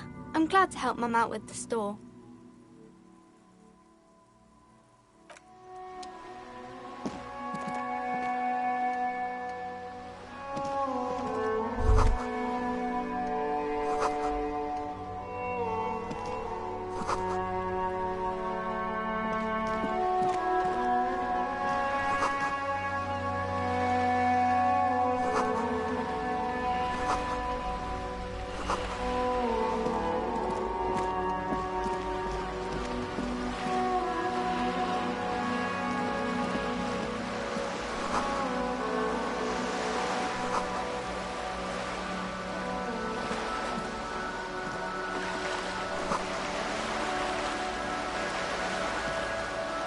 This coin-operated viewer is facing southwest. Its coin slot is full of fossilized bubblegum, rendering the machine permanently inaccessible. A thick layer of graffito covers the lenses.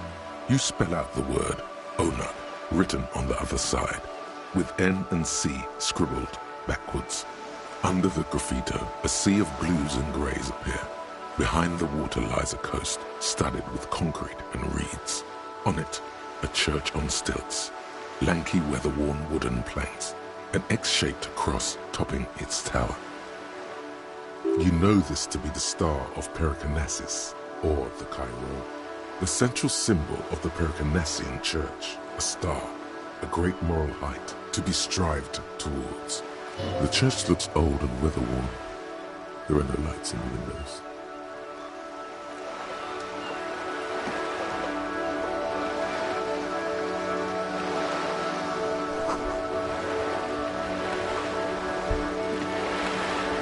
This coin-operated viewer is facing south. The instruction manual says to insert 25 centimes and pull the handle while looking inside. Then use the focus